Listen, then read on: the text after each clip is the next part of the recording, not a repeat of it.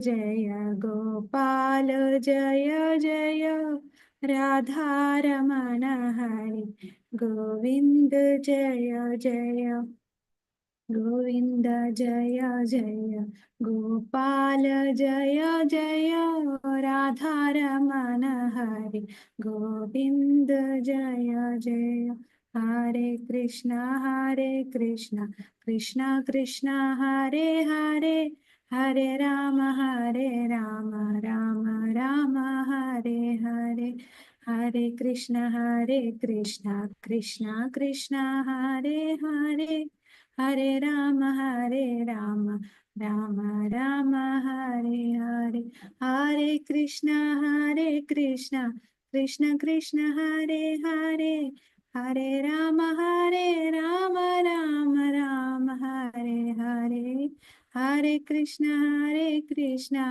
कृष्ण कृष्ण हरे हरे हरे राम राम राम हरे हरे हरे कृष्ण कृष्ण कृष्ण हरे हरे हरे राम राम राम हरे हरे हरे कृष्ण कृष्ण कृष्ण हरे हरे हरे राम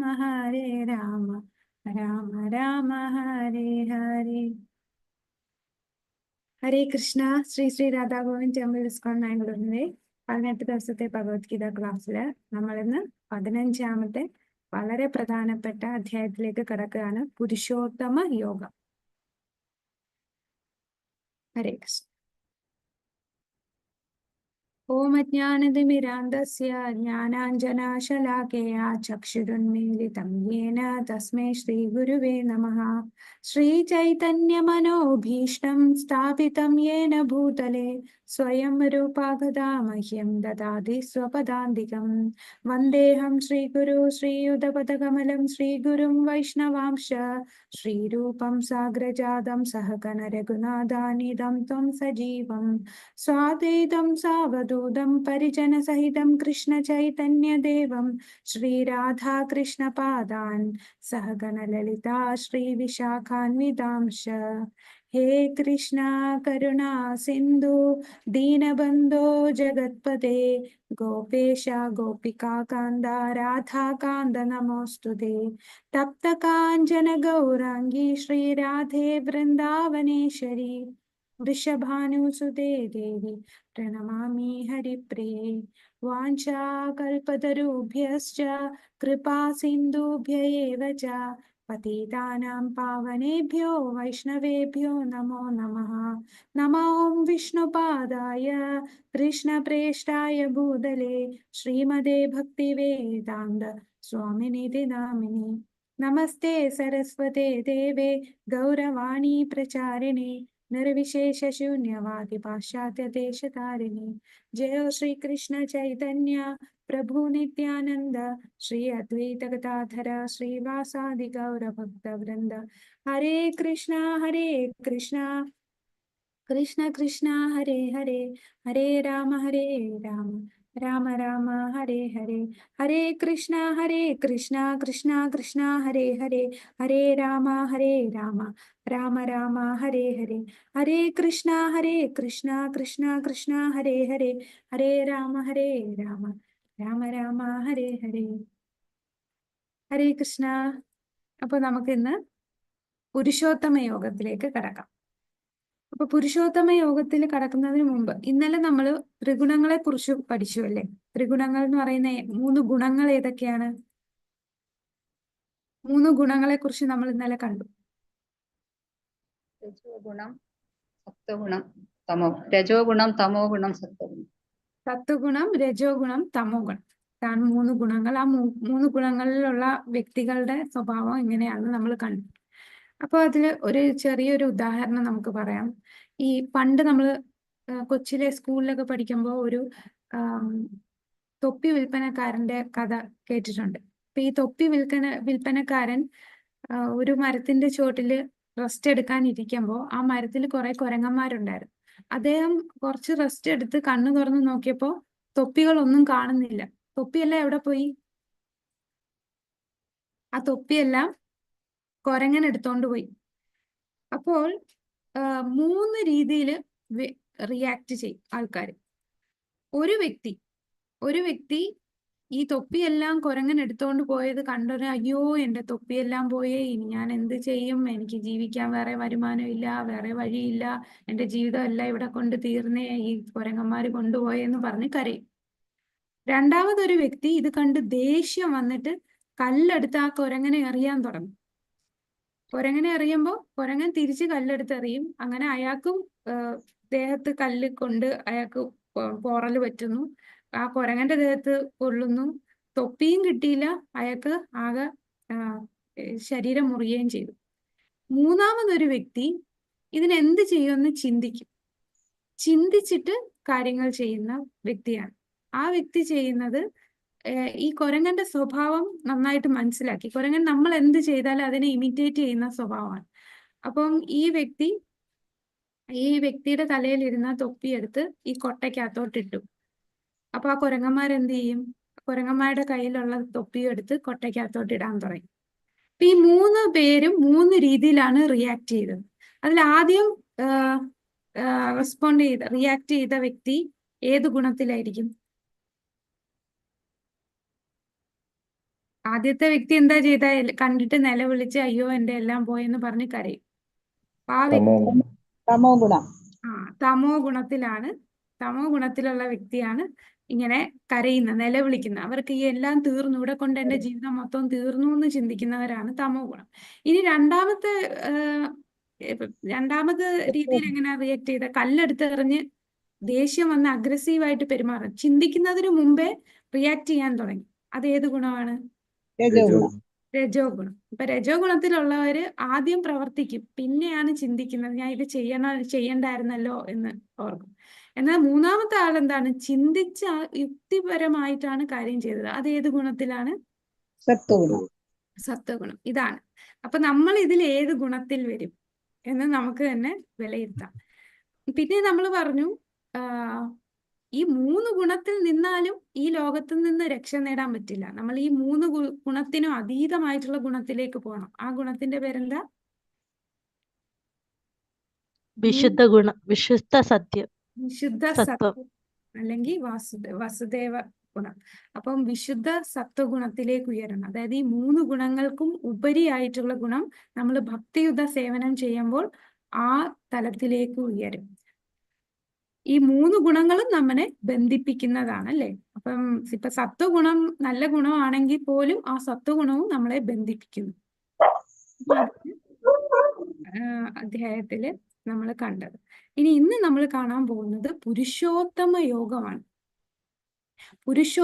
ഉത്തമ പുരുഷന്മാരിൽ ഉത്തമനായിട്ടുള്ള ആ ഭഗവാനെ കുറിച്ചുള്ള യോഗമാണ്. അപ്പൊ ഇവിടെ ഭഗവാൻ തന്റെ ആത്മീയ ലോകത്തിനെ കുറിച്ചുള്ള വിവരണം തരുന്നുണ്ട്. എങ്ങനെയാണ് തന്റെ ആത്മീയ ലോകമെന്നും എങ്ങനെയാണ് താൻ ഇവിടെയുള്ള ജീവജാലങ്ങളെയൊക്കെ നിലനിർത്തുന്നതെന്നും താൻ പുരുഷോത്തമനാണ് എന്നും ഉള്ള വർണ്ണനയാണ് ഭഗവാൻ ഇവിടെ ഈ യോഗത്തിലൂടെ നമുക്ക് പറഞ്ഞു തരുന്നത്.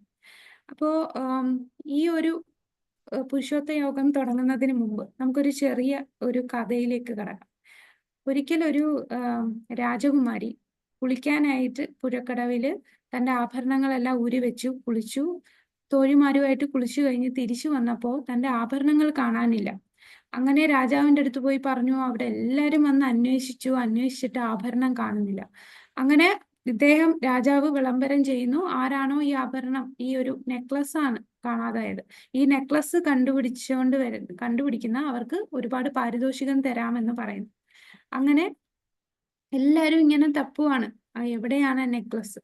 അപ്പോഴാണ് ഒരാൾ ആ പുഴക്കടവിന്റെ അടുത്ത് ഇങ്ങനെ നടക്കുകയാണ്. അയാള് വെള്ളത്തിൽ മുങ്ങുന്നുണ്ട്, പിന്നെ തിരിച്ചു വരുന്നുണ്ട്. അയാൾക്ക് എത്ര മുങ്ങിയിട്ടും അയാൾക്ക് എന്തോ ഒരു സാറ്റിസ്ഫാക്ഷൻ കിട്ടുന്നില്ല. അപ്പോഴാണ് ഒരു സന്യാസി വരികയാണ്. അതിലെ കൂടെ നടന്നു പോകുമ്പോൾ അദ്ദേഹം ചോദിക്കും, നിങ്ങൾ എന്താണ് കുറച്ച് നേരമായിട്ട് ഇവിടെ തന്നെ നിന്ന് കറങ്ങി നടക്കുന്നുണ്ടല്ലോ, ഇടയ്ക്ക് വെള്ളത്തിൽ ചാടും, പിന്നെ തിരിച്ചു വരും, എന്താണ് കാര്യം? ആദ്യം പറയില്ല, പിന്നീട് പറയും, അങ്ങയടുത്ത് ഞാൻ ഒരു കാര്യം പറയാം, പക്ഷെ ആരടുത്തും പറയരുത്, അങ്ങ് എന്നിൽ നിന്ന് ഒന്നും ചോദിക്കുകയും ചെയ്യരുത്. ഞാൻ ഈ രാജാവ് പറഞ്ഞ ആ നെക്ലസ് ഞാൻ കണ്ടു, ഈ വെള്ളത്തിൽ എനിക്ക് കാണാൻ പറ്റുന്നുണ്ട്, പക്ഷെ ഈ വെള്ളത്തിൽ മുങ്ങുമ്പോൾ എനിക്കത് കിട്ടുന്നില്ല, പക്ഷെ ആ വെള്ളത്തിലുണ്ട് എന്ന് പറയും. അങ്ങനെ ഇദ്ദേഹത്തിന് കാണിച്ചു കൊടുക്കും, കണ്ടോ അവിടെ ഒരു നെക്ലസ് കിടപ്പുണ്ട്, പക്ഷെ അത് ഞാൻ മുങ്ങുമ്പോൾ എനിക്ക് അതിനെ കിട്ടുന്നില്ല എന്ന് പറയും. അപ്പോൾ ഈ സന്യാസി വര്യൻ പറയും, നിങ്ങൾ ഈ കണ്ട ഈ നെക്ലസ് ഞാൻ പറഞ്ഞു തരാം എവിടെയാണെന്ന്. മുകളിലോട്ട് നോക്കാൻ പറയും. മുകളിലോട്ട് നോക്കുമ്പോൾ അവിടെ ഒരു മരത്തില് ഈ നെക്ലസ് തൂങ്ങിക്കിടക്കാണ്. അപ്പൊ ഏതോ കാക്കയോ പക്ഷി എന്തോ കൊത്തി അവിടെ കൊണ്ടിട്ടതാണ്. അപ്പൊ അതിന്റെ റിഫ്ലക്ഷൻ ആണ് ഇയാൾ ഈ കാണുന്നത്. ഇയാൾ ഈ കാണുന്ന ഈ വെള്ളത്തിൽ നോക്കുമ്പോൾ നെക്ലസ് കാണുന്നുണ്ട്, പക്ഷെ മുങ്ങി നോക്കുമ്പോൾ അത് കിട്ടുന്നില്ല. അപ്പൊ അതിന്റെ ഈ റിഫ്ലക്ഷൻ കണ്ടതുകൊണ്ടാണ് നിങ്ങൾക്ക് അതിൽ കിട്ടാത്തത്. എന്നിട്ട് ഈ സന്യാസി വര്യൻ പറയും, ഇതേപോലെയാണ് ഈ ലോകത്തിലുള്ള എല്ലാ ജീവാത്മാക്കളും. അവര് വിചാരിക്കും ഈ ലോകത്ത് എന്തോ വലിയ സുഖം കിട്ടുമെന്ന്. അങ്ങനെ സുഖത്തിന് വേണ്ടി അവർ പല രീതിയിൽ തത്രപ്പാടാണ്, പക്ഷെ ഒരിക്കലും സുഖം കിട്ടില്ല. നമുക്ക് ഈ ഒരു നിഴല് നോക്കിയിട്ട് ആ നിഴലിൽ നിന്ന് നമുക്ക് സുഖം കിട്ടില്ല. ഒരു മാമ്പഴം, ശരിക്കുമുള്ള മാമ്പഴം കഴിക്കുമ്പോഴാണ് ആ രുചി കിട്ടുന്നത്. ആ മാമ്പഴത്തിന്റെ നിഴല്, അല്ലെങ്കിൽ ഒരു പ്ലാസ്റ്റിക് മാമ്പഴം എടുത്ത് നമുക്ക് കഴിച്ചാൽ അതിന് രുചി കിട്ടില്ല. അതുപോലെയാണ് നമ്മളുടെ ഈ ലോകം. ആദ്യത്തെ ശ്ലോകം അതേക്കുറിച്ചാണ് പറയുന്നത്. അപ്പൊ എന്താണെന്ന് നോക്കാം. ശ്രീ ഭഗവാനുവാച ഊർധമൂലമധഃ ശാഖമശ്വത്ഥം പ്രാഹരവ്യയം ഛന്ദാമസി യസ്യ പർണാനി യസ്തം വേദ സ വേദവിത്. പരമദിവ്യോത്തമ പുരുഷൻ പറഞ്ഞു, വേരുകൾ മേൽപോട്ടും ശാഖകൾ കീഴ്പോട്ടുമായിട്ട് അക്ഷയമായ ഒരു അശ്വത്ഥമുണ്ട്. അതിന്റെ ഇലകളാണ് വേദമന്ത്രങ്ങൾ. ഈ വൃക്ഷം എന്തെന്ന് അറിയുന്നവനത്രേ വേദജ്ഞൻ. അപ്പൊ നമുക്കൊരു ഒരു മരം, ശരിക്കും ആ മരം നിൽക്കുന്നു, പക്ഷെ ആ മരത്തിന്റെ നിഴല് നോക്കുമ്പോ എങ്ങനെയാണ്?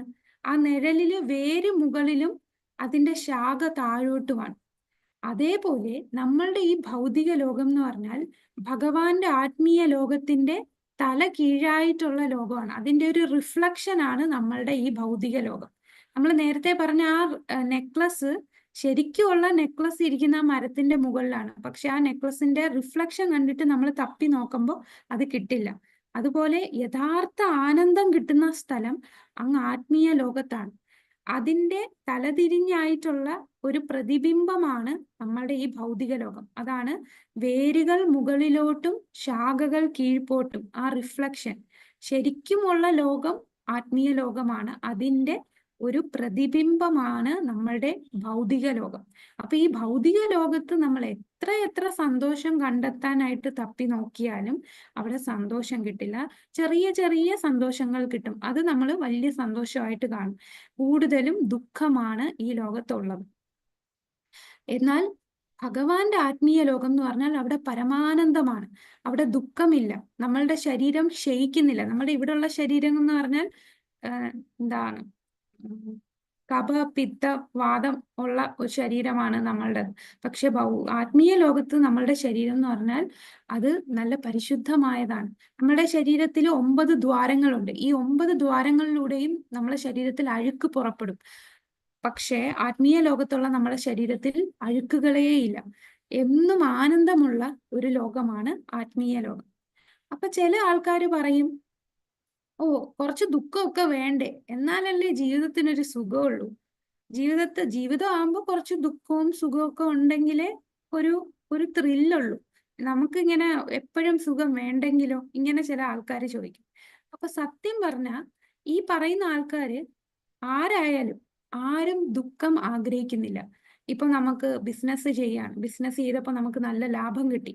അപ്പൊ അടുത്ത മാസം കൂടുതൽ ലാഭം കിട്ടി. അതിന്റെ അടുത്ത മാസം നമ്മൾ വിചാരിക്കുമോ, ഓ, കഴിഞ്ഞ 2 മാസം എനിക്ക് ലാഭം കിട്ടിയല്ലോ, അതുകൊണ്ട് ഈ മാസം എനിക്ക് കുറച്ച് നഷ്ടം വരട്ടെ എന്ന് ആരെങ്കിലും ചിന്തിക്കും?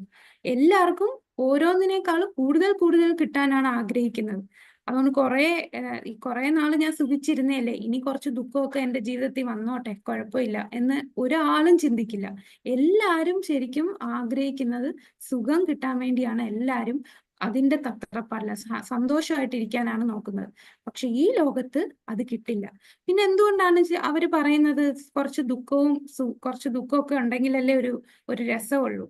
അത് ഈ നമ്മള് പറയാറില്ലേ, ഈ കിട്ടാത്ത മുന്തിരിങ്ങ പുളിക്കും, കുറുക്കൻ ഇങ്ങനെ മുന്തിരിങ്ങ ചാടി ചാടി പിടിക്കുമ്പോ അത് കിട്ടത്തില്ല. അപ്പൊ എന്താ പറയുന്ന, ആ മുന്തിരിങ്ങ കൊള്ളില്ല, അത് പുളിയുള്ള മുന്തിരിങ്ങയാണ്. അതുപോലാണ് നമ്മൾ എത്ര ചാടി ചാടി നോക്കുമ്പോഴും ഈ ഭൗതിക ലോകത്ത് സന്തോഷം കിട്ടുന്നില്ല. അപ്പൊ വിചാരിക്കുക കുറച്ച് ദുഃഖമൊക്കെ ഉണ്ടെങ്കിലേ ഒരു രസമുള്ളൂ എന്ന് ചിന്തിച്ച് അവർ ജീവിച്ചു പോവാണ്. അവർക്ക് അറിയില്ല ഇതിനുപരിയായിട്ടൊരു ലോകം ഉണ്ടെന്നും ആ ലോകത്തിലാണ് നമ്മളുടെ ശാശ്വതമായിട്ടുള്ള വാസസ്ഥലമെന്നും അവിടെ ദുഃഖം കുണ്ഠിതമില്ല, ജന്മ മൃത്യു ജരാവ്യാധി, ആദി ഭൗതിക ആധ്യാത്മിക ആദി ദൈവിക ക്ലേശങ്ങളില്ലാത്ത പരമാനന്ദം കിട്ടുന്ന ഒരു ലോകമാണെന്ന് അറിയുന്നില്ല. അതിന്റെ നേരെ വിപരീതമായിട്ട് അതിന്റെ തലകീഴായിട്ടുള്ള ഒരു പ്രതിബിംബമാണ് നമ്മളുടെ ഈ ഭൗതിക ലോകം. അപ്പൊ ഈ ലോകം ഇതിനെ ഒരു അശ്വത്ഥം, അതായത് ഒരു അരയാലായിട്ടാണ് താരതമ്യം ചെയ്യുന്നത്. ഭക്തിയോഗത്തിന്റെ മാഹാത്മ്യത്തെ പറ്റി പ്രതിപാദിച്ചു കേട്ട ഒരാൾ അപ്പോൾ വേദങ്ങളെ കുറിച്ച് എന്തു പറയുന്നു എന്ന് ചോദിച്ചേക്കാം. വേദപഠനത്തിന്റെ ഉദ്ദേശം കൃഷ്ണനെ പറ്റി അറിയുന്നതാണെന്ന് ഈ അധ്യായത്തിൽ പ്രസ്താവിക്കുന്നു. കൃഷ്ണാബോധത്തോടെ ഭക്തിയുത സേവനത്തിൽ ഏർപ്പെടുന്നത് കൊണ്ട് തന്നെ ഒരാൾ വേദജ്ഞനാകും. അപ്പൊ അതിനി വരുന്ന കാര്യമാണ് പറയുന്നത്. അപ്പൊ ഇവിടെ പറഞ്ഞിരിക്കുന്ന ശാഖ കീഴ്പോട്ടായിട്ട് അക്ഷയമായൊരു അശ്വത്ഥമാണ്.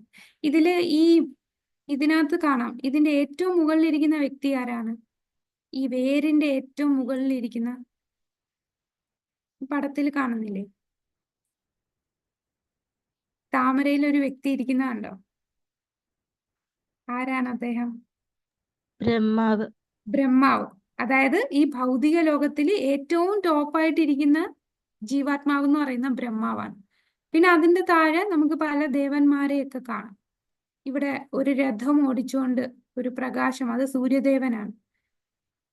ഇനി താഴോട്ട് പോകും തോറും ആൾക്കാര് ഭൗതികതയിൽ ബന്ധിക്കപ്പെട്ടുകൊണ്ടിരിക്കുന്നു. ഇന്ദ്രിയ സംതൃപ്തി, അവരുടെ സാമ്പത്തികമായിട്ട് ഉള്ള സാമ്പത്തിക കാര്യങ്ങൾ, പിന്നെ ഇന്ദ്രിയ വിഷയങ്ങൾ, പുണ്യകർമ്മങ്ങൾ ചെയ്യുന്നു. പുണ്യകർമ്മങ്ങൾ എന്നൊക്കെ പറയുന്ന ഓരോ വേരെന്ന് പറഞ്ഞാൽ ഇതിനൊരു അന്ത്യമില്ല. ഇങ്ങനെ വേരുകൾ ഇങ്ങനെ പടർന്നിരിക്കുകയാണ്. ഇതിന് എവിടെയാണ് ആദ്യം എവിടെയാണ് അന്ത്യം എന്ന് മനസ്സിലാകില്ല. നമ്മൾ ചെയ്യുന്ന കർമ്മം അനുസരിച്ച് നല്ല കർമ്മം ചെയ്യുമ്പോൾ നമ്മൾ മുകളിലോട്ട് പോകുന്നു, നമ്മൾ പാപകർമ്മം ചെയ്യുമ്പോൾ താഴോട്ട് പോകുന്നു. ഇതിന്റെ ഇലകളെല്ലാം വേദമന്ത്രങ്ങളാണ്. എന്നാൽ ഈ വൃക്ഷത്തെ മനസ്സിലാക്കുന്നവനാണ് വേദജ്ഞൻ. അപ്പൊ എന്താണ് വേദം എന്നൊക്കെ, ഈ വേദത്തിൽ നിന്ന് നമ്മൾ എന്താണ് മനസ്സിലാക്കേണ്ടതെന്ന് ഇനി വരുന്ന ശ്ലോകങ്ങളിൽ നമുക്കറിയാൻ പറ്റും. രണ്ടാമത്തെ ശ്ലോകം, അധശോർധം പ്രസൃതാസ്തസ്യ ശാഖ ഗുണപ്രവൃദ്ധ വിഷയപ്രവാല അധശമൂലാന്യനുസന്ധതാനി കർമാനുബന്ധീനി മനുഷ്യലോകേ. ഈ വൃക്ഷത്തിന്റെ ശാഖകൾ ഭൗതിക പ്രകൃതിയുടെ ത്രിഗുണങ്ങളാൽ പോഷിപ്പിക്കപ്പെട്ട് താഴോട്ടും മേലോട്ടും പടർന്നു കിടക്കുന്നു. കണ്ടോ, ഇതിന്റെ ശാഖകള്, ഇതിന്റെ ബ്രാഞ്ചസ് താഴോട്ടും മുകളിലോട്ടും നമ്മുടെ ത്രിഗുണങ്ങളുമായിട്ട് ബന്ധിക്കപ്പെട്ടിരിക്കുകയാണ് ഈ ശാഖകൾ. അപ്പം നല്ല ചെയ്യുന്നവർ മുകളിലോട്ട് പോകും, പാപം ചെയ്യുന്നവർ താഴോട്ട് പോകും. ഇന്ദ്രിയ വിഷയങ്ങളാണ് ഇതിന്റെ ചില്ലകൾ. ഈ വൃക്ഷത്തില് താഴേക്ക് ഇറങ്ങുന്ന വേരുകളും ഉണ്ട്.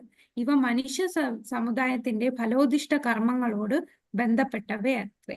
അപ്പൊ നമ്മൾ ചെയ്യുന്ന കർമ്മഫലം അനുസരിച്ച് താഴോട്ടും മുകളിലോട്ടും എല്ലാം ഈ ശിഖരം പൊയ്ക്കൊണ്ടിരിക്കുകയാണ്. ഇതിന്റെ ചില്ലകളെല്ലാം നമ്മളുടെ ഇന്ദ്രിയ വിഷയങ്ങളാണ്. ഈ ചില്ലകൾ, ഈ ഇലകൾ വേദമന്ത്രങ്ങളാണ്. ഇങ്ങനെ താരതമ്യം ചെയ്തിരിക്കുകയാണ്. നരൂപമസ്യേഹ തതോപലഭ്യതേ നാന്തോ ന ചാതിർന ച സംപ്രതിഷ്ഠ അശ്വത്ഥമേനം സുവിരൂഢമൂലം സസംഗശസ്ത്രേണ ദൃഢേന ചിത്വാ തതഃ പദം തദ് പരിമാർഗിതവ്യം യസ്മിൻ ഗതാനാ നിവർത്തന്തി ഭൂയഃ തമേവ ചാദ്യം പുരുഷം പ്രപദ്യേ യത്ര പ്രവൃത്തി പ്രസൃതാ പുരാണി. ഈ വൃക്ഷത്തിന്റെ യഥാർത്ഥ രൂപം ഈ ലോകത്തിൽ കാണുകയില്ല. അതിന്റെ ആരംഭമോ അവസാനമോ അടിസ്ഥാനമോ കണ്ടെത്താനാവില്ല. വേരുറച്ചുയർന്ന ഈ വൃക്ഷത്തെ നമുക്ക് മുറിച്ചു കളയണം. എങ്ങനെ മുറിച്ചു കളയണം? അസംഗശസ്ത്രേന ദൃഢേന ചിത്വാ, ദൃഢനിശ്ചയത്തോടെ വിരക്തിയാകുന്ന ആയുധത്താൽ ഛേദിച്ചു കളയണം. എന്നിട്ട് എവിടെ ചെന്നാൽ തിരിച്ചു വരവില്ലയോ ആ ദിവ്യപദം പൂകി സ്മരണാതീത കാലം മുതൽക്കേയുള്ള എല്ലാത്തിന്റെ ഉറവിടമായ പരമപുരുഷന് സ്വയം സമർപ്പിക്കണം. അപ്പൊ നമ്മൾ ഈ കാണുന്ന ഈ വൃക്ഷത്തെ ദൃഢനിശ്ചയത്തോടെ വിരക്തി എന്ന വാളാൽ മുറിച്ചു കളയണം. അപ്പൊ വിരക്തി എന്ന വാൾ കൊണ്ട് മുറിച്ച് നമ്മൾ എങ്ങോട്ട് പോകണം? ഇനി ഒരിക്കലും തിരിച്ചു വരാത്ത ആ പരമപുരുഷന്റെ ലോകത്തേക്ക് തിരിച്ചു പോകണം. അപ്പൊ നമ്മൾ ഇവിടെ വരാനുള്ള കാരണം എന്താണ്? ഈ രണ്ട് ലോകത്തിന്റെ ഇടയിൽ ഒരു നദി കാണാം. ആ നദിയിൽ എന്താണ് എഴുതിയിരിക്കുന്നത്? ഡിസയർ, നമ്മളുടെ ആഗ്രഹം. നമ്മുടെ ആ ആഗ്രഹം കൊണ്ടാണ് നമുക്ക് ഇങ്ങോട്ട് വരേണ്ടി വന്നത്. നമുക്ക് ഭഗവാനിൽ നിന്ന് അകന്നു നിൽക്കാനുള്ള ആഗ്രഹം തോന്നിയത് കൊണ്ട് നമുക്ക് ഭഗവാൻ ഈ ഒരു ലോകം തന്നു. അതായത് ഒരു കുട്ടി പറയാണ്, അച്ഛൻ നല്ല രീതിയിൽ കുതിര ഓടിക്കുന്നു. കുതിരപ്പുറത്ത് ഇന്ന് ഇങ്ങനെ അച്ഛൻ കുതിര ഓടിച്ചുകൊണ്ടിരിക്കുന്ന കണ്ടപ്പോ കുട്ടിക്ക് പറഞ്ഞു, അച്ഛാ എനിക്കും കുതിര ഓടിക്കണം. അപ്പം കുട്ടി നിർബന്ധിച്ചുകൊണ്ടിരിക്കുകയാണ്. അപ്പൊ 3 രീതിയിൽ അച്ഛന് ഇതിനെ റിയാക്ട് ചെയ്യാം. ഒരു രീതി എന്ന് പറഞ്ഞാൽ 2 അടി കൊടുത്ത് മിണ്ടായിരിക്കടാന്ന് പറഞ്ഞ് മാറിയിരുത്തും. അപ്പൊ അങ്ങനെ ചെയ്തു കഴിഞ്ഞാൽ അച്ഛനും മകനും തമ്മിലുള്ള ആ ബന്ധത്തിൽ ഒരു ചെറിയ വിള്ളലുണ്ടാകും. അച്ഛനോട് മകന് ഒരു വിഷമവും ദേഷ്യവും ഒക്കെ തോന്നും. അതുകൊണ്ട് അത് ചെയ്യണില്ല. രണ്ടാമത്തെ ഓപ്ഷൻ എന്ന് പറഞ്ഞാൽ എന്തോ ആകട്ടെ എന്ന് പറഞ്ഞ് മോന്റെ ഇഷ്ടം സാധിക്കാനായിട്ട് കുതിരയെ അങ്ങ് അച്ഛൻ കൊടുക്കണം. അങ്ങനെ കൊടുത്താൽ എന്ത് സംഭവിക്കും? മകനെ കുതിര ഓടിക്കാൻ, കൊച്ചുകുട്ടിയാണ്. അപ്പൊ ഈ കുതിരയുടെ പുറത്ത് കൊച്ചു പോയാലുള്ള അവസ്ഥ എന്തായിരിക്കും? കുതിര കൊച്ചിനെ തെറിപ്പിച്ച് കൊച്ചു തെറിച്ചു പോവും, കൈയും കാലും ഒക്കെ ഒടിയും, ചിലപ്പോ മരണം വരെ സംഭവിക്കാം. അപ്പൊ അച്ഛൻ രണ്ടും കൽപ്പിച്ച് ശരി നീ ഓടിച്ചോ എന്ന് പറഞ്ഞ് അച്ഛൻ കണ്ണു അടച്ചിരിക്കുക. അങ്ങനെ ഒരു ഓപ്ഷൻ ഉണ്ട്. മൂന്നാമത്തെ ഓപ്ഷൻ എന്താ ചെയ്യുന്നത്? അച്ഛൻ മോന് ഒരു കളിപ്പാട്ട കുതിര വാങ്ങിച്ചു കൊടുക്കും. മോൻ ഓടിക്കാൻ ഞാൻ വേറൊരു കുതിരയെ വാങ്ങിച്ചു തരാം എന്ന് പറഞ്ഞ് ഒരു കൊച്ചു കുതിര വാങ്ങിച്ചു കൊടുക്കുന്നു. അപ്പൊ ആ കുതിരയില് അവനിങ്ങനെ ആടി ആടി കളിക്കുന്നു. അപ്പൊ അവൻ ഹാപ്പിയായി. അപ്പോ അച്ഛനോടുള്ള അപ്പൊ അച്ഛന്റെ കുതിര ഇല്ലെങ്കിലും അവന് പോറലൊന്നും പറ്റാതെ അവിടെ കളിക്കാൻ പറ്റും. അതേപോലാണ് നമുക്ക് സംഭവിച്ചത്. നമ്മളുടെ പരംപിതാവായിട്ടുള്ള പ്രാപിതാവായിട്ടുള്ള ഭഗവാന്റെ അടുത്ത് നമ്മൾ സേവയൊക്കെ ചെയ്ത് നിൽക്കുമായിരുന്നു. അപ്പോഴാണ് നമുക്ക് ആഗ്രഹം വന്ന് എനിക്കും അച്ഛനെ പോലെ ആകണം, അച്ഛൻ ചെയ്യുന്ന പോലെ എനിക്കും ചെയ്യണം എന്നൊരാഗ്രഹം വന്നു. അപ്പോൾ അച്ഛൻ ചെയ്യുന്ന പോലെ നമുക്ക് ചെയ്യാൻ പറ്റില്ല. അച്ഛന് നമ്മളെ വെറുപ്പിക്കുകയും ചെയ്യുന്നില്ല. ശരി, നിനക്ക് ഇഷ്ടം പോലെ ചെയ്യാമെന്ന് പറഞ്ഞ് നമുക്ക് ഉണ്ടാക്കി തന്ന ഒരു ലോകമാണ് ഈ ഭൗതിക ലോകം. അപ്പൊ ഈ ഭൗതിക ലോകത്തിലേക്ക് അഹം ബീജപ്രതാപിത, നമ്മൾ ഇന്നലത്തെ ശ്ലോകത്തിൽ കണ്ടല്ലേ, ഭഗവാൻ തന്റെ കാരണോദകശായി വിഷ്ണു തന്റെ ദൃഷ്ടിയിലൂടെ ആ ബീജത്തെ മഹാദേവൻ വഴി ഭൗതിക പ്രകൃതിക്ക്, അതായത് ദുർഗാദേവിയിൽ നിക്ഷേപിക്കുകയാണ്. അപ്പൊ ആ ബീജമെല്ലാം എവിടുന്ന് വന്നതാണ്? ആത്മീയ ലോകത്തുണ്ടായിരുന്നവരാണ്. എനിക്ക് ഒറ്റയ്ക്ക് കളിക്കണം, എനിക്ക് ഒറ്റയ്ക്ക് എൻജോയ് ചെയ്യണം എന്നുള്ള ആഗ്രഹം വന്നപ്പോ നമ്മളൊക്കെ ഈ ഭൗതിക ലോകത്ത് വന്നു. ഇവിടെ വന്ന് വീണപ്പോഴോ നമ്മൾ എന്താണ്? ഓരോ കർമ്മങ്ങൾ ചെയ്ത് ആ കർമ്മം ഈ കർമ്മം ചെയ്ത് അവസാനം ഇവിടുന്ന് ഈ ഒരു വലിയ വേരിൽ പെട്ട് കിടക്കുകയാണ്. ഇവിടുന്ന് രക്ഷ നേടാൻ പോലും നമുക്ക് സാധിക്കുന്നില്ല. ആ ഒരു തലത്തിലേക്ക് നമ്മൾ വീണുപോയി. കാരണം നമ്മൾ ഭഗവാനെ മറന്ന് ജീവിച്ചുകൊണ്ടിരിക്കുകയാണ്. എവിടെ സുഖം കിട്ടും എന്നും പറഞ്ഞ് ആ റിഫ്ലക്ഷൻ, നേരത്തെ പറഞ്ഞില്ലേ, ആ നെക്ലസിന്റെ ആ റിഫ്ലക്ഷൻ കണ്ടിട്ടാണ് അതിൽ ആ പ്രതിബിംബം നോക്കി ആസ്വദിക്കാൻ ശ്രമിക്കുകയാണ്. പക്ഷെ എത്ര ശ്രമിച്ചാലും നമ്മൾ ഒന്നെങ്കിൽ പുണ്യം ചെയ്ത് മുകളിലോട്ടും താഴോട്ടും ഇങ്ങനെ സൈക്കിൾ പോലെ കിടക്കുന്നതേ ഉള്ളൂ. എന്നാൽ ഇവിടെ നിന്ന് രക്ഷ നേടാൻ ആ ആഗ്രഹം മാറ്റി ദൃഢനിശ്ചയത്തോടെ വിരക്തി എന്ന വാളാൽ അതിനെ മുറിച്ചു കളയണം. അതാണ് ആ വൃക്ഷത്തെ ദൃഢനിശ്ചയത്തോടെ വിരക്തിയാകുന്ന ആയുധത്താൽ ഛേദിച്ചു കളയണം. എന്നിട്ട് എവിടെ പോണം? തിരിച്ച് ഈ ഭഗവാന്റെ ധാമത്തിലേക്ക് എത്തണം. എവിടെ ചെന്നാലാണോ സ്മരണാതീത കാലം മുതൽക്കേയുള്ള എല്ലാറ്റിന്റെ ഉറവിടമായ ആ പരമപുരുഷൻ സ്വയം സമർപ്പിക്കണം. എവിടെ ചെന്നാലാണോ തിരിച്ചു വരവില്ലാത്തത് ആ ലോകത്തേക്ക്, പരമപുരുഷനുള്ള ആ ലോകത്തേക്ക് എത്തണം. ഞാൻ എന്റെ പിതാവിന്റെ പുത്രൻ, പിതാവ് ഇന്നയാളുടെ പുത്രൻ എന്നിങ്ങനെ ആരാഞ്ഞു പോയാൽ ഒടുവിൽ നമ്മൾ കഴിഞ്ഞ ക്ലാസ്സിൽ പറഞ്ഞില്ലേ, നമ്മളുടെ പിതാവ്, പിതാവിന്റെ പിതാവ്, പിതാവിന്റെ പിതാവിന്റെ പിതാവ്, അങ്ങനെ നോക്കുമ്പോ എവിടെ ചെന്നെത്തും? ബ്രഹ്മാവിലെത്തും. ബ്രഹ്മാവ് പിറന്നത് എവിടെ നിന്നാണ്? ഗർഭോദകശായി വിഷ്ണുവിന്റെ നാഭിയിൽ നിന്ന് ഒരു താമര വന്നു. ആ താമരയിലാണ് ബ്രഹ്മാവ് പിറന്നത്. ഈ ഗർഭോദകശായി വിഷ്ണു എവിടെ നിന്ന് വന്നു? കാരണോദകശായിൽ നിന്ന് വിസ്തരിച്ചു. കാരണോദകശായി വിഷ്ണു എവിടെ നിന്ന് വന്നു? സംഘർഷണിൽ നിന്ന് വന്നു. ഇനി ആ സംഘർഷണൻ എവിടെ നിന്ന് വന്നു? അങ്ങനെ നോക്കുമ്പോൾ ഭഗവാൻ കൃഷ്ണനിൽ നിന്നാണ് എല്ലാം വന്നത്. ഇവിടെ അന്വേഷണം അവസാനിക്കും. ഭഗവത് ജ്ഞാനമുള്ളവരുടെ സഹവാസം കൊണ്ട് വേണം ഈ വൃക്ഷത്തിന്റെ ആരംഭമാകുന്ന പരമദിവ്യോത്തമ പുരുഷനെ ആരാഞ്ഞറിയാൻ. അതറിഞ്ഞ ഒരാൾക്ക് ഈ മായികമായ നിഴലിനോട് ആസക്തി ഉണ്ടാവില്ല. അപ്പോ നമ്മൾ ആ നേരത്തെ പറഞ്ഞ കഥയില് ആ വ്യക്തിക്ക് എവിടെ നിന്നാണ് ആ ജ്ഞാനം കിട്ടിയത്? ശരിക്കും ഈ നെക്ലസ് ഇവിടെയല്ല, ആ മരത്തിന്റെ മുകളിലാണ് എന്ന് പറഞ്ഞു കൊടുത്തത് ആരാണ്? അതിനെക്കുറിച്ച് വ്യക്തമായി അറിയാവുന്ന ഈ ജ്ഞാനമുള്ള വ്യക്തി, അതാണ് ദിവ്യോത്തമ പുരുഷനെ അറിയുന്ന വ്യക്തിയിൽ നിന്ന് നമ്മളത് മനസ്സിലാക്കണം. അവരുടെ സഹവാസം വേണം. ആ ഒരു ഭക്തരുടെ സംഘം വേണം. ഭക്തന്മാരിൽ നിന്ന്, ഭഗവാനെ മനസ്സിലാക്കിയ ഭക്തന്മാരിൽ നിന്ന് നമ്മൾ ഈ വൃക്ഷത്തെക്കുറിച്ച് മനസ്സിലാക്കുക. ഈ വൃക്ഷത്തിന്റെ ആരംഭമായിട്ടുള്ള ആ പുരുഷനെ മനസ്സിലാക്കുക. അങ്ങനെ അറിഞ്ഞാൽ പിന്നെ ഈ നിഴലിനോട് നമുക്ക് ആസക്തി ഉണ്ടാവില്ല. അങ്ങനെ ജ്ഞാനം കൊണ്ട് ഈ മായാവൃക്ഷത്തോടുള്ള ബന്ധനമറുത്ത് യഥാർത്ഥ വൃക്ഷത്തിൽ സ്ഥിതി ചെയ്യുവാനായിട്ട് കഴിയും. നിർമാനമോഹാജിത സംഗദോഷ ആധ്യാത്മനിത്യാ വിനിവൃത്തകാമ ദ്വന്ദ്വൈർവിമുക്ത സുഖദുഃഖ സഞ്ജേർ ഗച്ഛന്ത്യമൂഢാ പദമവ്യയം തത്. ഇനി ഇവിടെ പറഞ്ഞിരിക്കുന്നത് എങ്ങനെയുള്ള വ്യക്തികളാണ് ആ ശാശ്വതമായ സാമ്രാജ്യം പ്രാപിക്കുന്നവര്? നിർമാനമോഹ, മിഥ്യാഭിമാനമില്ല, മായാമോഹമില്ല, മായയിൽ മോഹിക്കപ്പെടുന്നില്ല, ദുസംസർഗമില്ല. ദുസംസർഗം എന്ന് പറഞ്ഞാൽ എന്താണ്? അഭക്തരുമായിട്ടുള്ള കൂട്ടുകെട്ടില്ല. ഈ പറഞ്ഞ ദോഷങ്ങൾ ഒഴിഞ്ഞ് ഭൗതിക തൃഷ്ണയിൽ പെടാതെ സനാതനത്വത്തെ അറിഞ്ഞ് സുഖദുഃഖാദികളായ ദ്വന്ദ്ങ്ങളിൽ നിന്ന് മോചിതരായി വിഭ്രാന്തരാകാതെ പരമപുരുഷന് സ്വയം സമർപ്പിക്കുന്നത് എങ്ങനെയെന്ന് അറിയുന്നവർ പരമമായ ശാശ്വത സാമ്രാജ്യം പ്രാപിക്കും. അപ്പൊ ഭഗവാന്റെ സാമ്രാജ്യം പ്രാപിക്കാൻ യോഗ്യതയുള്ള വ്യക്തികൾ എങ്ങനെയായിരിക്കും? അവർക്ക് മിഥ്യാഭിമാനമില്ല, താനാണ് വലുത് എന്നുള്ള ധാരണയില്ല, മായാമോഹിതമില്ല. മായാമോഹിതം എന്ന് പറഞ്ഞാൽ എല്ലാം എന്റേതാണ്, എനിക്ക് പിടിച്ചെടുക്കാനുള്ളതാണ് എന്നുള്ള തോന്നലില്ല. ദുസ്സംസർഗം, അഭക്തരുമായിട്ടുള്ള സംഘമില്ല. എന്നീ ദോഷങ്ങൾ ഒഴിഞ്ഞ് ഭൗതികമായിട്ട് സമ്പാദിക്കാനുള്ള ആ തൃഷ്ണ, ആഗ്രഹം, അതൊന്നുമില്ലാതെ സനാതനത്വത്തെ അറിയുന്നു.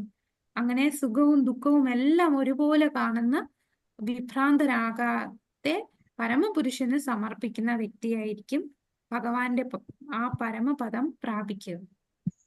അപ്പൊ ഭഗവാന്റെ പരമപദം എന്ന് പറഞ്ഞാൽ നമ്മൾ നേരത്തെ ആ ഗോലോക ചാർട്ടിൽ കണ്ടു അല്ലെ? ഒന്ന് ബ്രഹ്മജ്യോതി ഉണ്ട്, അതിനു മുകളിലാണ് വൈകുണ്ഠ ലോകം, അതിനു മുകളിൽ ഏറ്റവും മുകളിൽ ഏത് ലോകമാണ്? ഭഗവദ്ധാമം. ഭഗവദ്ധാമം തന്നെ നമുക്ക് 3 പേരിൽ വരും. ഒന്ന് ബ്രഹ്മജ്യോതി, അതിനു മുകളിൽ വൈകുണ്ഠം, ഏറ്റവും മുകളിൽ ഗോലോക വൃന്ദാവനം. ഗോലോക വൃന്ദാവനത്തിലാണ് ഭഗവാൻ കൃഷ്ണനുള്ളത്. വൈകുണ്ഠം എന്ന് പറയുമ്പോൾ ലക്ഷ്മി നാരായണനാണ് സ്ഥിതി ചെയ്യുന്നത്. അപ്പോൾ അവിടെ ആ ധാമത്തിലേക്ക് നമുക്ക് പ്രവേശിക്കാൻ കഴിയും. അപ്പൊ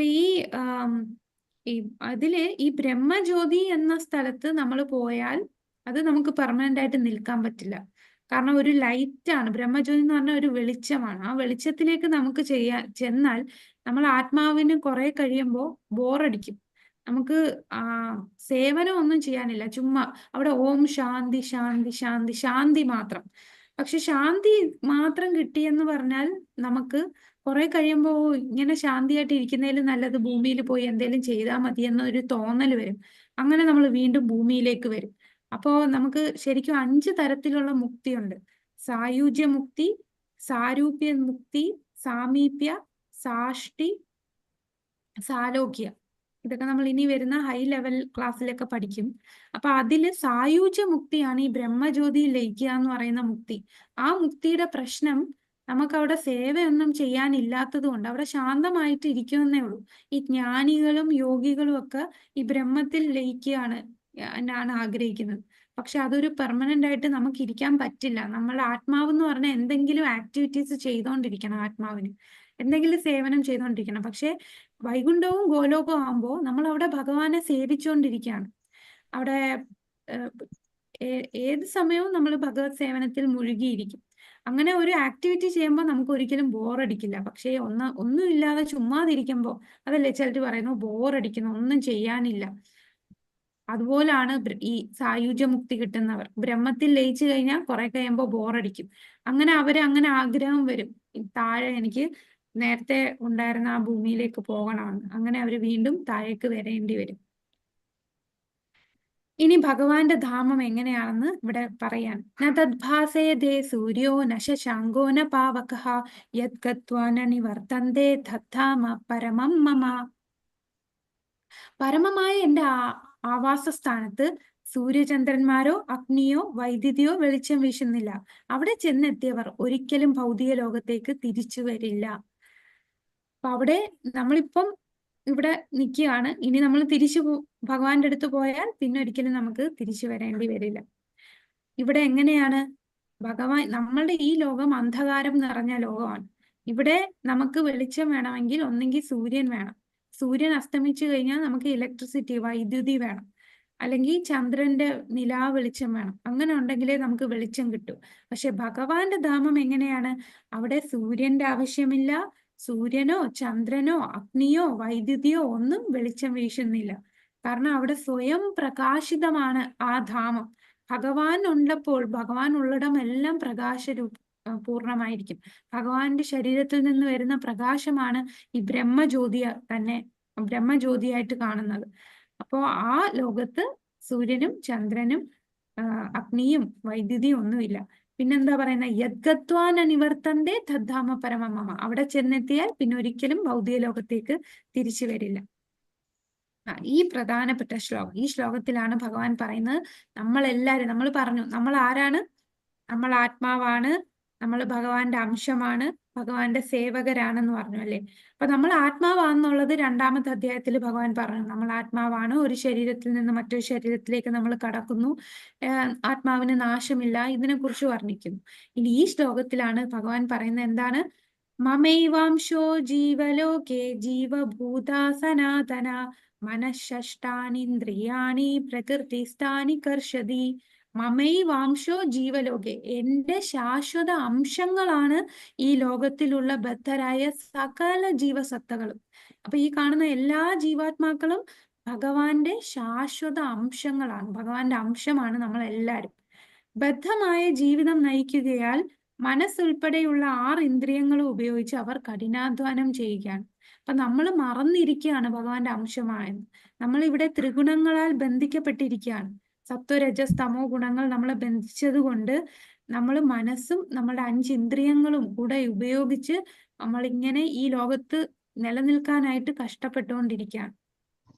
അപ്പൊ ഭഗവാന്റെ അംശം നമ്മളും ഭഗവാനും. ഭഗവാനെ ഇപ്പൊ ഒരു കടൽ എടുക്കുകയാണെങ്കിൽ ആ കടലിലും ഉപ്പ് രസമാണ്. ആ കടലിലെ ഒരു തുള്ളി എടുത്താലോ ആ തുള്ളിയിലും എന്തായിരിക്കും? ആ ഒരു തുള്ളിയിലും ഉപ്പ് രസം ഉണ്ടായിരിക്കും. അപ്പൊ ഗുണത്തില് നമ്മളും ഭഗവാനും ഒരുപോലാണ്.